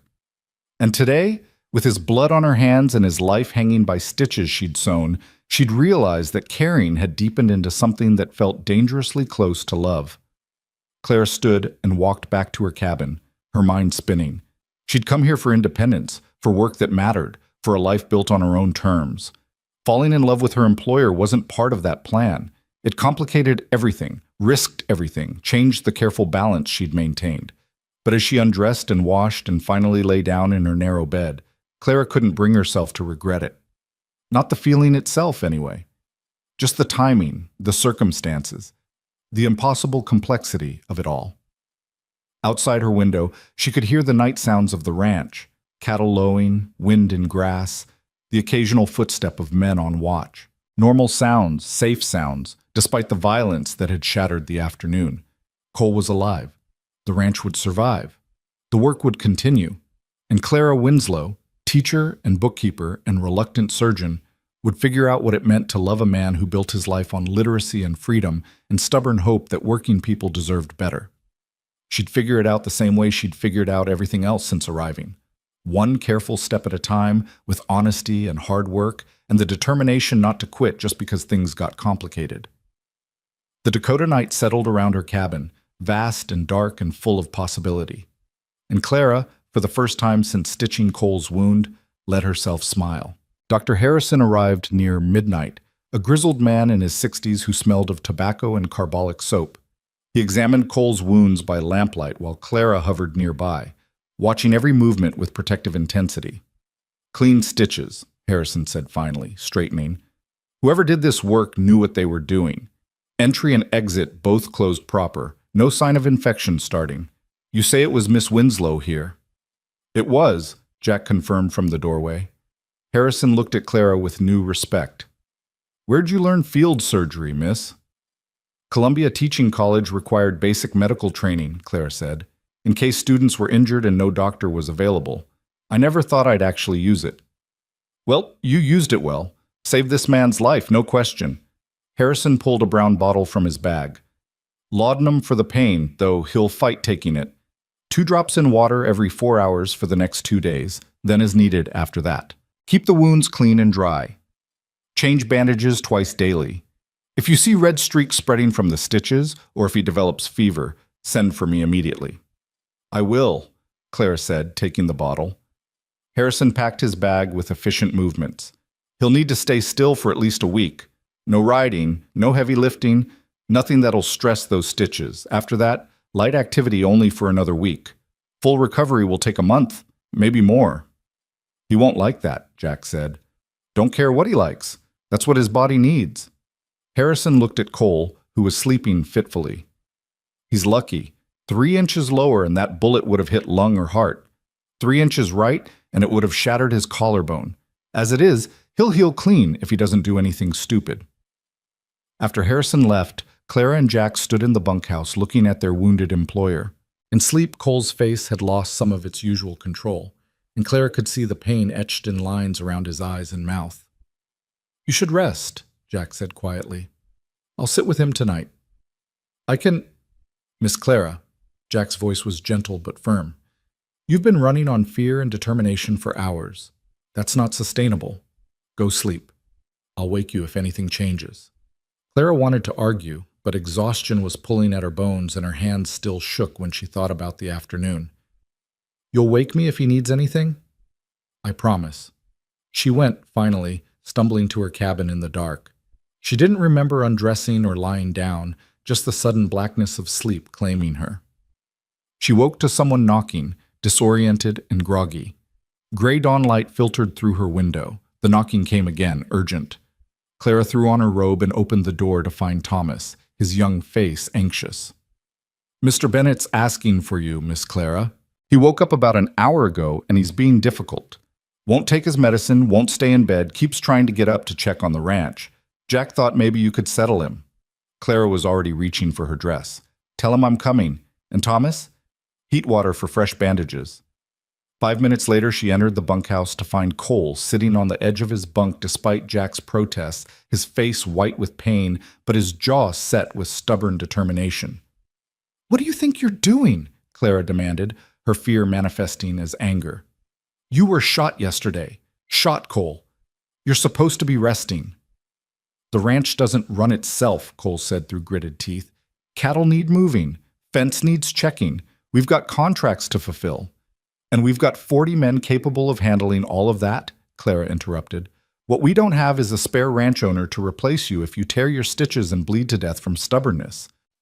Cole's gray eyes met hers, and something in them made her breath catch. "People are depending on me." "Then stay alive for them." Clara moved closer, lowering her voice. "Cole, please.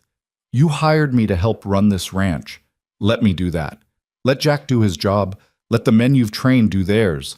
Trust that what you've built is strong enough to stand without you for a few days."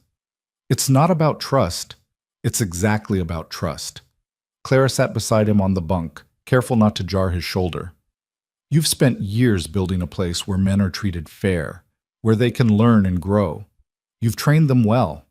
Now trust that training." Cole was quiet for a long moment, and Clara could see the war happening behind his eyes. The need to control everything battling against the reality of his body's limitations. "I don't know how to just sit still," he said finally, and the honesty in it made Clara's chest ache. "I know. But you're going to learn, because the alternative is dying, and I won't allow that." Clara reached for the laudanum bottle. "Now, you're going to take your medicine, let me check your bandages, and then you're going to sleep. When you wake up, I'll bring you the ranch accounts, and you can review them from bed. That's the compromise." "That's not much of a compromise." "It's the only one you're getting." Clara measured out 2 drops into a cup of water. "Drink." Cole took the cup, his hand steadier than she'd expected. "You're very bossy when you're worried. I prefer authoritative." Clara watched him drink, then set the cup aside. "Now, let me see those bandages." She worked carefully, unwrapping the strips of cloth she'd applied yesterday. The wounds looked good, no fresh bleeding, no signs of infection, just the angry red of healing tissue and the neat black stitches holding everything together. Cole stayed perfectly still while she cleaned and redressed both wounds, though she could feel tension radiating from him. "Still hurts," she observed, tying off the last bandage. "Some." "A lot, you mean?" Clara met his eyes. "You don't have to pretend with me, Cole. There's no shame in pain. There's shame in being weak when people need you strong." Clara sat back, studying this man who carried so much weight on his shoulders he couldn't recognize when it was time to set it down. "Strength isn't ignoring your body's needs," she said quietly.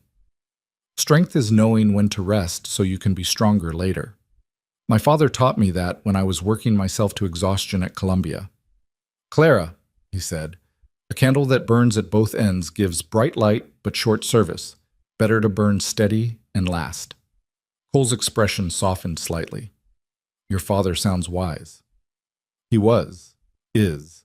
Clara smiled, thinking of her father back in Philadelphia, probably worried about his wayward daughter who'd run off to the frontier.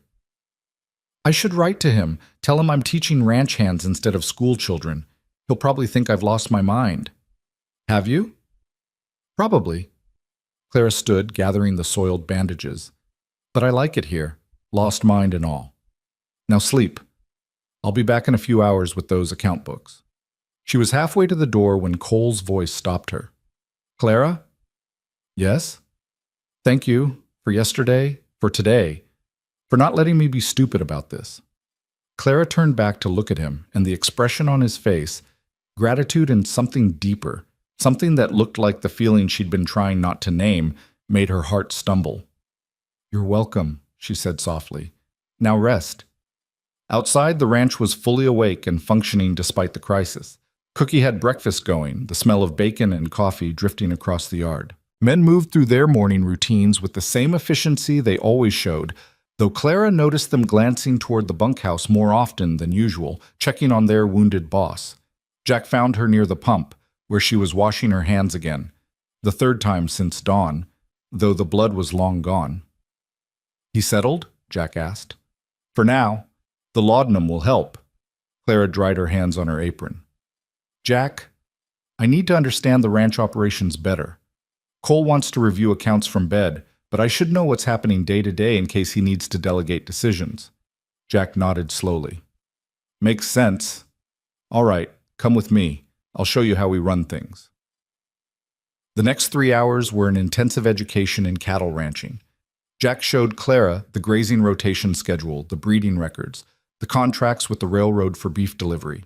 He explained water rights and boundary disputes, introduced her to the complexities of managing 40 men across thousands of acres, taught her to read the signs that meant cattle were healthy or sick. Clara absorbed it all with the same focused intensity she brought to everything, asking questions, taking notes in the small book she'd started carrying. By noon, she had a working understanding of Red Willow Ranch's operations, enough to help manage, if not enough to run alone. "You're a quick study," Jack observed as they walked back toward the main buildings. "Most people take weeks to understand half of what I just showed you." "I'm used to learning fast," Clara said. "You don't survive Columbia without knowing how to absorb information efficiently." They ate lunch with the men, and Clara noticed the subdued quality of the conversation. The loss of Henry and Tom hung over everything, a grief too fresh to process. She also noticed the way the men watched her, not with skepticism anymore, but with something closer to respect. Word had spread about how she'd stitched Cole's wounds, how she'd stayed steady in crisis. She was no longer the city woman playing teacher. She was part of Red Willow now, proven in blood and emergency. After lunch, Clara gathered the account books and headed back to the bunkhouse. Cole was awake, propped against pillows someone had arranged for him, looking restless and irritable. 3 hours, he said when she entered. "I've been lying here for 3 hours and I feel like I'm going to crawl out of my skin." "Good thing I brought work then." Clara settled into the chair beside his bunk and opened the first ledger. "Jack showed me the operational side this morning. Now, let's review financials so I can understand where we stand." They spent the afternoon going through numbers. Clara asked questions about pricing and contracts, about seasonal variations in cattle value, about the railroad's payment schedules. Cole explained with patience and detail, and Clara realized he was teaching her the same way she taught his men, with respect for her intelligence and no condescension about what she didn't know yet. "You're good at this," Cole said eventually, watching her calculate profit margins. "The teaching, yes, but also the business side. You see patterns I miss." "Different perspective," Clara said, making a note about a discrepancy in feed costs. "You know cattle and land. I know numbers and organization. Together we cover more ground." "Together," Cole repeated, and something in his voice made Clara look up from her ledger. He was watching her with an expression that was completely unguarded, tired and in pain and letting her see all of it. For a man who controlled himself so carefully, it was a remarkable gift of trust. "Clara, I need to say something," he said quietly. "And the laudanum's making me honest, so I'm going to say it even though maybe I shouldn't." Clara set down her pen, her heart suddenly loud in her ears. "All right. When I got shot yesterday, when I thought I might die, the thing I was most afraid of wasn't death itself. It was not getting to tell you—" He stopped, searching for words. "Not getting to tell you that you've changed this place, changed these men, changed me. Cole, let me finish, please." He took a careful breath. "You came here looking for work, and I hired you because I needed someone literate who could teach. But what I got was someone who sees value in people others overlook, who treats ranch hands with the same respect she'd give scholars, who saves lives with steady hands and doesn't fall apart when things get hard. What I got was someone I didn't know I was looking for." Clara felt tears pricking at her eyes and blinked them back fiercely. "I came here because 3 men in Bismarck told me I wasn't wanted. If they'd said yes, I never would have found Red Willow, never would have met you." "Best rejections of your life?" Cole's mouth quirked into a small smile. "Best rejections of my life," Clara agreed, "because they led me here, to work that matters and people who value it, to you." The silence that fell was heavy with everything they weren't saying, everything that had been building between them for weeks and had crystallized yesterday in blood and terror and relief. "I don't know what we do with this," Cole said finally. "You work for me. There's a power imbalance, and I won't abuse that. But I also can't pretend I don't, that I don't care for you more than an employer should." Clara thought about all the rules she'd learned, all the ways women were supposed to guard their reputations and defer to propriety. Then she thought about stitching this man's wounds yesterday, about the fierce relief when he'd survived, about the way her heart had started beating differently the moment he'd asked what kind of work she was looking for. "I care for you too," she said clearly. "More than I planned, more than is convenient, more than is probably wise. But I won't apologize for it, and I won't pretend it isn't real." Cole reached for her hand, and she let him take it, let their fingers intertwine like it was the most natural thing in the world. "What do we do?" he asked.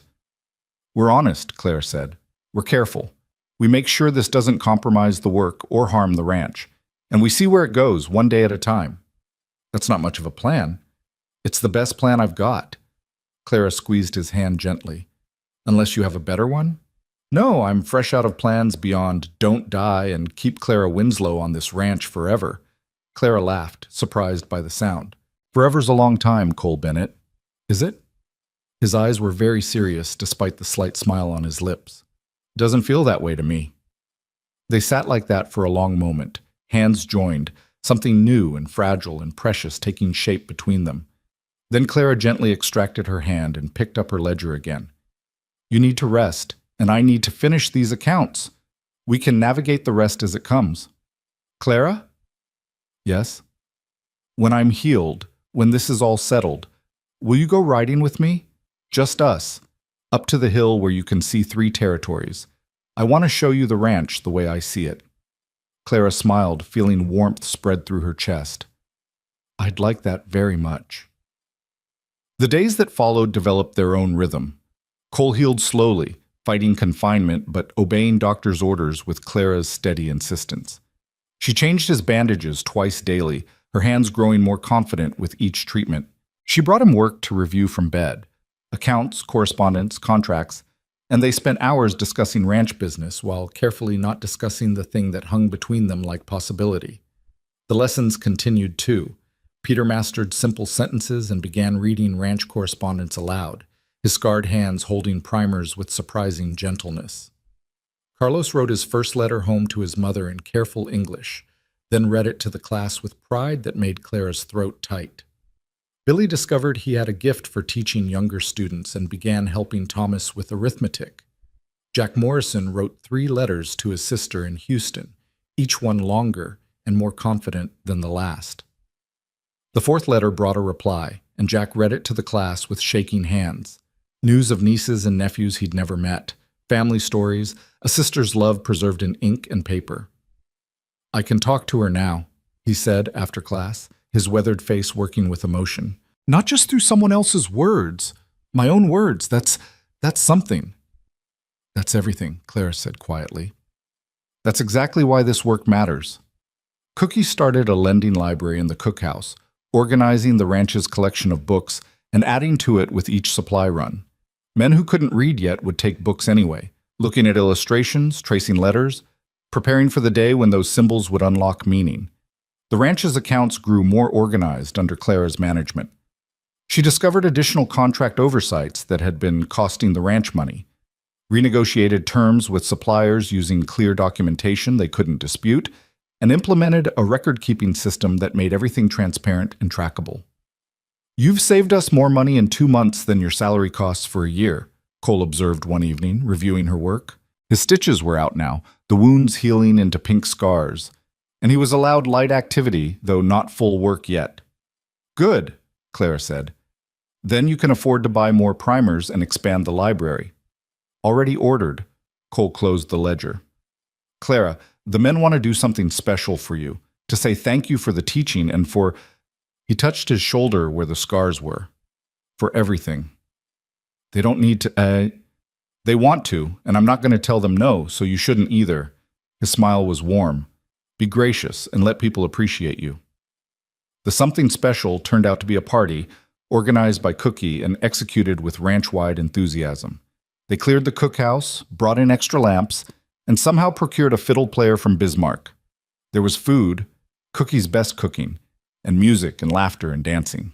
Clara stood at the edge of it all, watching men she'd taught to read now, celebrating literacy and learning like it was the finest thing in the world.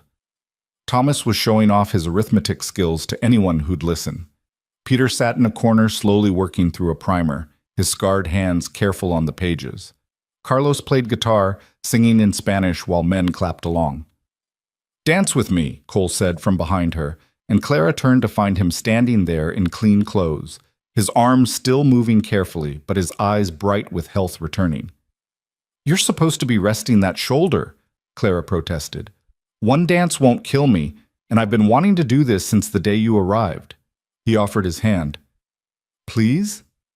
Clara let him lead her to the cleared space that served as a dance floor.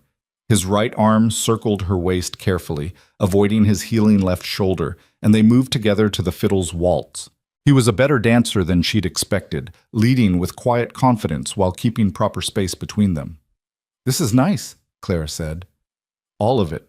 The party, the dancing, watching the men celebrate learning." "They're celebrating you," Cole corrected. "You did this, Clara. You came here and saw worth in people who'd been told they weren't worth teaching. You treated them with respect and dignity, and you changed lives." "We changed them together," Clara said. "You built the foundation. I just added another layer." "Partners, then," Cole said, and his eyes held hers with an intensity that made her breath catch. "In the work and in everything," Clara finished quietly. "If that's what you want." "It's what I want," Cole said.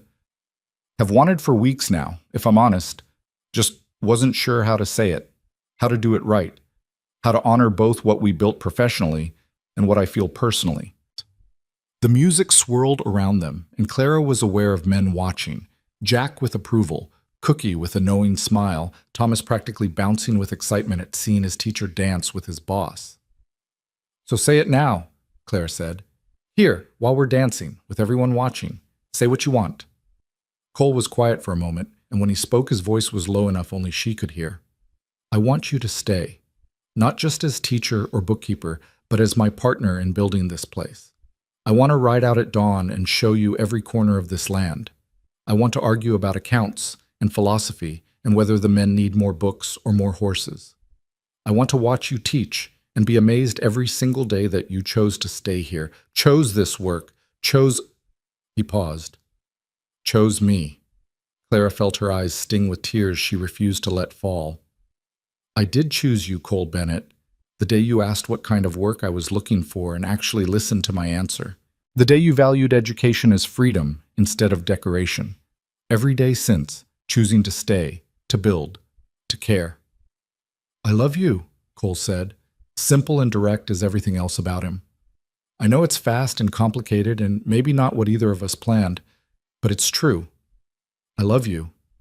The music paused, the fiddle player taking a break, and in the sudden quiet, Clara could hear her own heartbeat loud in her ears.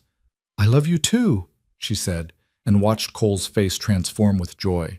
"I fought it, tried to be sensible about it, told myself it was just gratitude or respect or anything but love. But it is love, and I'm tired of pretending otherwise." Cole pulled her closer, mindful of his shoulder, and pressed his forehead to hers. "Marry me. Not now, not next week, but when you're ready. Marry me and let's build something together that's bigger than either of us alone could make." Clara laughed, the sound bright with happiness and disbelief and absolute certainty.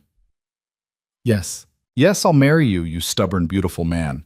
But we're doing it right. Proper courtship, time for people to adjust, making sure this works for the ranch and the men and the work we're building." "Anything you want," Cole said, "as long as it ends with you staying." The fiddle started up again, and they danced while around them the ranch celebrated literacy and learning and the quiet miracle of two people finding each other in the middle of the Dakota prairie. Clara closed her eyes and let herself feel it, the music, Cole's arms around her, the future opening up like the vast sky overhead. She'd come to Dakota Territory with $8 and a teaching certificate nobody wanted. Now she had work that mattered, students who thrived, a ranch that felt like home, and a man who loved her for exactly who she was.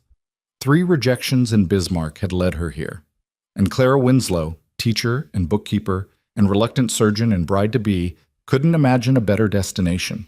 They married on the first snowfall of December, 3 months after Cole's proposal, and 6 months after Clara had stepped off that wagon with nothing but hope and determination. The ceremony took place on the hill overlooking Red Willow Ranch, the same hill where Cole had promised to show her how he saw the land. Cookie officiated, having discovered in some dusty corner of his past that he'd been ordained as a minister before the war. The entire ranch attended, 40 men in their best clothes standing witness, as Clara and Cole spoke vows they'd written themselves. "I promise to honor your strength and support your dreams," Cole said, his gray eyes steady on hers. "To build with you, learn with you, and stand beside you as equal partner in all things. I promise to value what you bring to this life we're making, and to never take for granted the gift of your presence." Clara's voice was clear despite the emotion tightening her throat. "I promise to challenge you when you're stubborn and care for you when you're hurt. To teach and learn, to question and trust, to bring all of myself to this partnership we're building.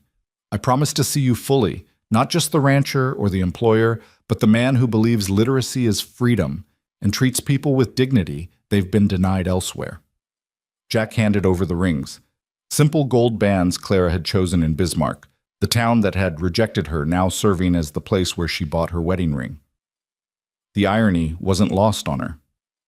When Cookie pronounced them married, Cole kissed her with a tenderness that made several of the watching men look away, suddenly fascinated by their boots.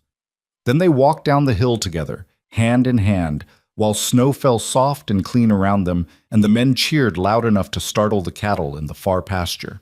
The celebration afterward was pure Red Willow, Cookie's finest cooking, the Bismarck fiddle player brought back by popular demand, dancing and storytelling that lasted until near midnight. Clara danced with Cole first, then with Jack, who solemnly told her she was the best thing that ever happened to this ranch. Then with Thomas, who was nearly 17 now and grown into his height, then with each man who wanted to congratulate her personally. "You made us better," Peter said when it was his turn, his scarred hands holding hers gently. "Not just at reading, though that matters. You made us believe we were worth teaching, worth investing in. That changes a man, Miss Clara. Mrs. Bennet, I mean." "Just Clara," she said, squeezing his hands. "Always just Clara to you and everyone here." Later, in the main house that was now truly theirs, Cole carried her over the threshold, despite her laughing protests about his shoulder being fully healed. "Tradition," he said, setting her down in the parlor they'd spent weeks making comfortable. "Besides, I've been wanting to do that since August." Clara looked around at the home they'd created together. Books lined one wall. The lending library had expanded so much they'd moved part of it here. Clara's teaching materials shared space with Cole's ranch records. Her grandmother's quilt draped the sofa next to his father's old leather journal. 2 lives woven together into something new. "Are you happy?" Cole asked, pulling her close. "Happier than I knew I could be," Clara said honestly. "I thought I'd come west to teach. I didn't know I'd find home." "Neither did I." Cole kissed her forehead. "I thought I was hiring a teacher. Found a wife instead." "You found a wife, a bookkeeper, a surgeon, and a teacher," Clara corrected. "I'm very efficient that way." Cole laughed, the sound warm and free. "That you are, Mrs. Bennet, that you are." They spent their wedding night talking as much as anything else, making plans for the ranch and the school and the life they were building. Clara wanted to expand the teaching program, maybe bring in students from neighboring ranches. Cole wanted to increase the herd and buy more land north toward the reservation, build proper relationships with their Lakota neighbors. They argued cheerfully about priorities and budgets, compromised on timelines, and fell asleep tangled together with the future spreading out before them like unwritten pages. The winter that followed was hard in the way Dakota winters always were. Bitter cold, deep snow, days when the sky stayed gray from dawn to dark. But inside Red Willow's buildings, life flourished.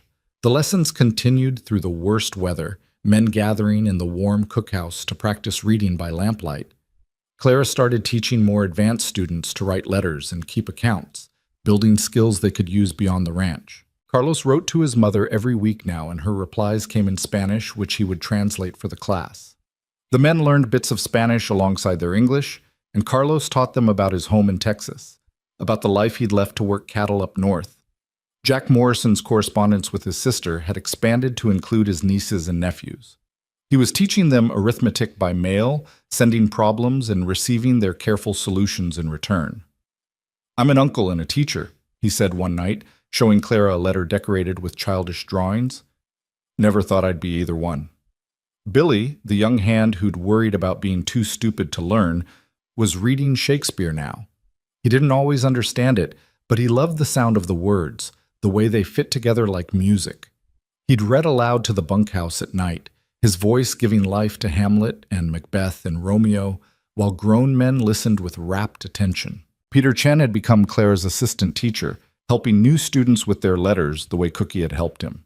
His scarred hands that had seemed ruined for delicate work now held primers and guided pencils with infinite patience. "I know what it feels like to think you're broken," he told struggling students. "You're not broken, you're just learning." Thomas, nearly a man now, had started writing poetry. Terrible poetry, mostly about horses and weather and unrequited love, but poetry nonetheless. He shared it with Clara one evening, blushing fierce red, and she read it with the same seriousness she'd give published work. "It's raw," she said honestly. "But there's real feeling here, Thomas. Keep writing, keep reading, find your voice." "You think I could be good at it someday?" he asked hopefully. "I think you already are good at it," Clara said. "You're just going to get better." By spring, when the snow melted and the prairie turned green again, Red Willow Ranch had changed in ways that went deeper than literacy. The men carried themselves differently, heads higher, voices stronger, confidence built on the foundation of education. They understood their contracts now, could verify their pay, wrote their own letters instead of depending on someone else to speak for them. Two men left that spring to start their own small ranches, armed with literacy and the skills they'd learned at Red Willow. Cole helped them secure land and livestock, treating their departure not as loss but as success, proof that what he'd built gave men the tools to build their own futures. 3 new hands joined in their place, drawn by Red Willow's reputation as a ranch that treated its workers fair and taught them to read. One of them was a freed slave from Louisiana, another a Mexican vaquero, the third a young white man from Ohio running from a past he wouldn't discuss. Clara taught them all with equal patience, and within months they were reading along with everyone else. The school expanded beyond the ranch too. Families from neighboring spreads started sending their children to Clara 3 afternoons a week. She taught them in the same room where she taught the ranch hands, and she loved watching her adult students help the children, Billy patiently guiding a 6-year-old through alphabet, Jack teaching a 10-year-old basic arithmetic, Carlos explaining grammar in 2 languages. "You're building something bigger than you realized," Cole observed one evening, watching Clara plan lessons for 12 children and 20 adult students. "This isn't just a ranch school anymore. It's becoming a real academy." "Then maybe we should make it official," Clara said, looking up from her work. "Build a proper schoolhouse, hire another teacher to help, create something that can serve the whole territory." Cole considered this, his mind already working through logistics and finances. "We'd need funding beyond what the ranch can spare." "Then we fundraise, we approach the territorial government, we show them what education can do out here." Claire's eyes were bright with vision. "Cole, there are children and adults all across Dakota who need this, who deserve this. We've proven it works. Let's expand it." They spent the next year building toward that vision. Clara wrote proposals and presented them to territorial officials in Bismarck, the same town that had rejected her, now listening respectfully as she laid out plans for a frontier academy. Cole leveraged his railroad contracts and business relationships to gather support. Together, they convinced the territorial government to provide partial funding, with Red Willow Ranch matching it. The schoolhouse went up the following spring, a proper building with glass windows and a wood stove and space for 50 students. Clara hired 2 assistant teachers, a young woman from Minnesota who reminded Clara of herself 5 years earlier, and an older gentleman who'd taught in Philadelphia before his health required drier climate. The Red Willow Academy opened in September of 1885, 2 years after Clara had arrived in Dakota with $8 and desperate hope. The opening ceremony drew families from 50 miles around, parents who wanted their children educated and adults who wanted to learn themselves. Clara stood on the schoolhouse steps watching students file in, children in clean clothes clutching new primers, ranch hands still dusty from morning work, women who'd never been allowed education before, men who'd thought literacy was beyond them. Every one of them walking through those doors toward possibility. Cole stood beside her, his hand finding hers. "You did this," he said quietly. "You took rejection and turned it into this." "We did this," Clara corrected. "You built the foundation. You believed education mattered enough to pay for it, fight for it, make space for it. I just helped construct the building." "Partners," Cole said, like he had 100 times before. "Partners," Clara agreed. The academy thrived. Within a year, they had 75 students ranging from age 6 to 60. Literacy rates in the surrounding territory began to climb. Other ranches started implementing similar programs, modeling themselves on Red Willow's success. The territorial government expanded funding, and Clara began training other teachers in her methods. Practical, respectful education that met students where they were and honored their dignity. Jack Morrison became Red Willow's official foreman, running operations with the same steady competence he'd always shown. He could read contracts now, write reports, manage accounts. His sister came to visit from Houston, bringing her children, and Jack read to them at night, adventure stories and fairy tales, his weathered voice gentle with his nieces and nephews. Peter Chen married a widow from Bismarck who'd lost her husband in a mining accident. She had 3 children who needed teaching, and Peter taught them himself in the evenings, his scarred hands guiding theirs as Clara's had once guided his. "I never thought I'd be a father," he told Clara at the wedding. "Didn't think anyone would want a man with broken hands, but she sees past that, sees who I am instead of what I lack." "That's love," Clara said, "seeing clearly and choosing anyway." Carlos went home to Texas for a visit and came back with a young woman he'd been writing to for a year, a teacher herself, eager to help at the academy. They married at Red Willow, with the whole ranch celebrating, and she brought her own methods and insights that made the teaching program even stronger. Billy published his first poem in a territorial newspaper. It was still about horses and weather, but it was beautiful in its simplicity, and he carried that newspaper clipping like treasure. "I'm a published writer," he kept saying, wonder in his voice. "Me, who couldn't read 3 years ago. I'm published." Thomas went to college in Chicago, the first person from Red Willow to pursue higher education. He studied literature and returned summers to help teach, bringing new books and ideas. "You gave me this," he told Clara before his first departure. "You and Mr. Bennett. You showed me I could be more than I thought possible." Cookie published a cookbook combining his recipes with stories about ranch life and the importance of education. It sold modestly but steadily, and he donated all proceeds to the Academy's scholarship fund. "Never thought I'd be an author," he said, holding the first printed copy. "But then, I never thought I'd be teaching grown men their letters, either." Life's full of surprises when you're willing to learn. The years passed, measured in students taught and lives changed and dreams realized. Clara and Cole's family grew, 2 daughters and a son, all of them learning to ride and read before they could barely walk. The children grew up bilingual in English and Spanish thanks to Carlos and his wife, understood Lakota customs from the families Cole had built relationships with, saw education not as privilege but as right. The ranch prospered under combined management, Cole handling livestock and land, Clara managing accounts and contracts, both of them making decisions as true partners.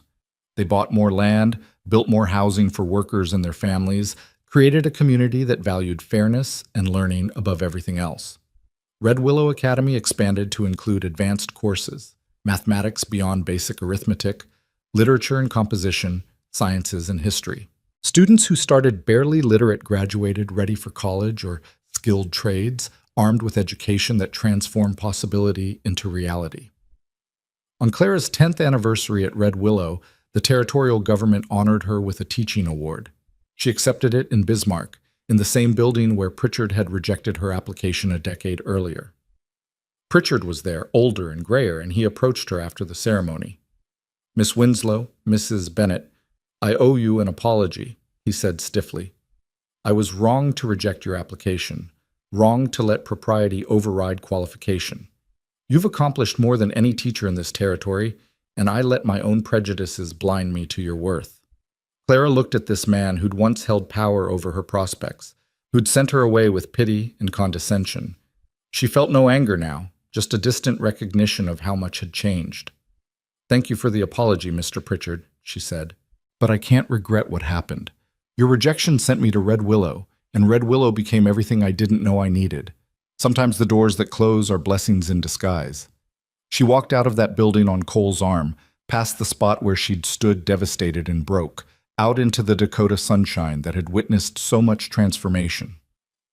"Do you ever wonder what would have happened if they'd said yes?" Cole asked as they drove back to the ranch. "If you'd gotten one of those teaching positions in town?" Clara considered this seriously.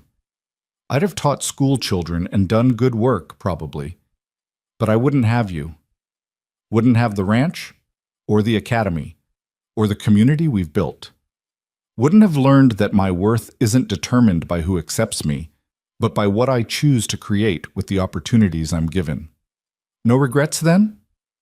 "Not a single one." Clara leaned against his shoulder, watching the prairie roll past. "I came here with $8 and a teaching certificate nobody wanted.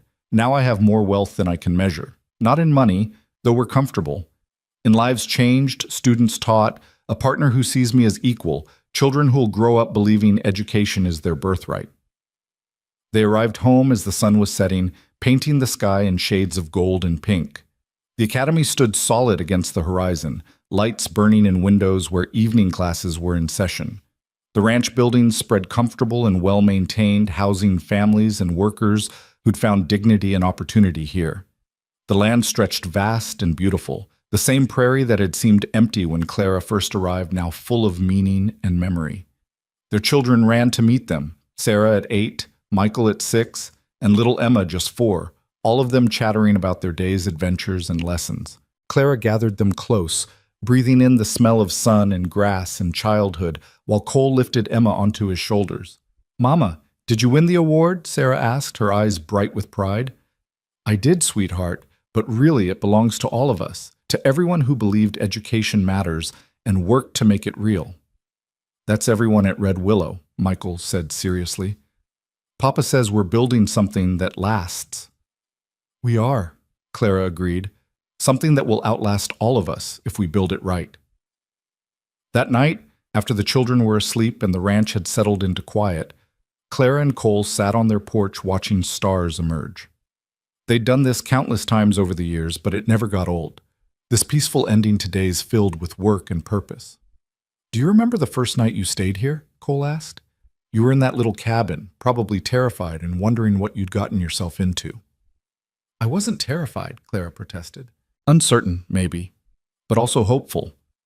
I'd finally found someone who wanted what I had to offer. And now? Now I'm home."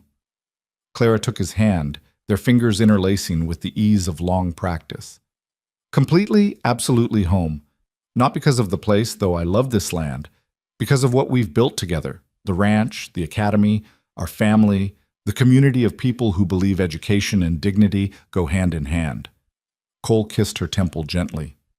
10 years ago I hired a teacher because I needed someone to organize books and teach men to read. Best decision I ever made. Second best, Clara corrected with a smile. The best was asking me to marry you. Fair point. Cole pulled her closer. Think we'll still be sitting here in another 10 years arguing about which decisions were best? I guarantee it. Clara rested her head on his shoulder, content in the certainty of their partnership. And in 20 years and 30, and however long we're given, this is what we built, Cole. Not just a ranch or a school, but a life where every day matters, where the work we do changes things for the better, where people are valued for who they are rather than what society says they should be. They sat in comfortable silence as the stars multiplied overhead, the same vast Dakota sky that had witnessed Clara's arrival now watching over the life she'd created. Somewhere in the bunkhouse, men were reading by lamplight. In the academy building, books waited for tomorrow's students. In houses scattered across the ranch, families slept secure in employment that paid fair and treated them with dignity. 10 years ago, Clara Winslow had stood in Bismarck's dust with 3 rejections and $8. wondering if coming west had been the worst mistake of her life. Now Clara Bennett sat on her porch surrounded by everything she'd built from that supposed failure. A marriage rooted in partnership and respect, children who understood that education was power, an academy that had taught hundreds to read and write, a community that proved fair treatment and opportunity could transform lives. The rejections that had felt like endings had been beginnings in disguise. The doors that had closed had opened others she hadn't known to look for. The desperate hope that had carried her to Red Willow Ranch had been vindicated 1,000 times over in students taught, lives changed, and a future built on the radical belief that every person deserved the chance to write their own story. Clara closed her eyes and listened to the prairie night. Cattle lowing, wind in grass, the distant sound of someone practicing guitar, Cole's steady breathing beside her. All of it familiar now. All of it home. She'd come looking for work and found purpose. Come seeking independence and found partnership. Come hoping to make a small difference and built something that would ripple forward through generations. Students who would teach others. Children who would grow up valuing education. A community that would carry forward the principles of dignity and opportunity that Red Willow had proven possible. The Dakota Territory that had seemed harsh and unwelcoming 10 years ago now felt like the only place she'd ever truly belonged. Not because it had changed, but because she had. Transformed from a woman seeking approval into someone who created her own worth. From a teacher looking for students into someone who built entire systems of learning. From someone afraid of rejection into someone who understood that closed doors could be the greatest gifts. Clara opened her eyes and looked at the ranch spread below their porch, at the academy building standing solid against the night sky, at the vast prairie that had become home.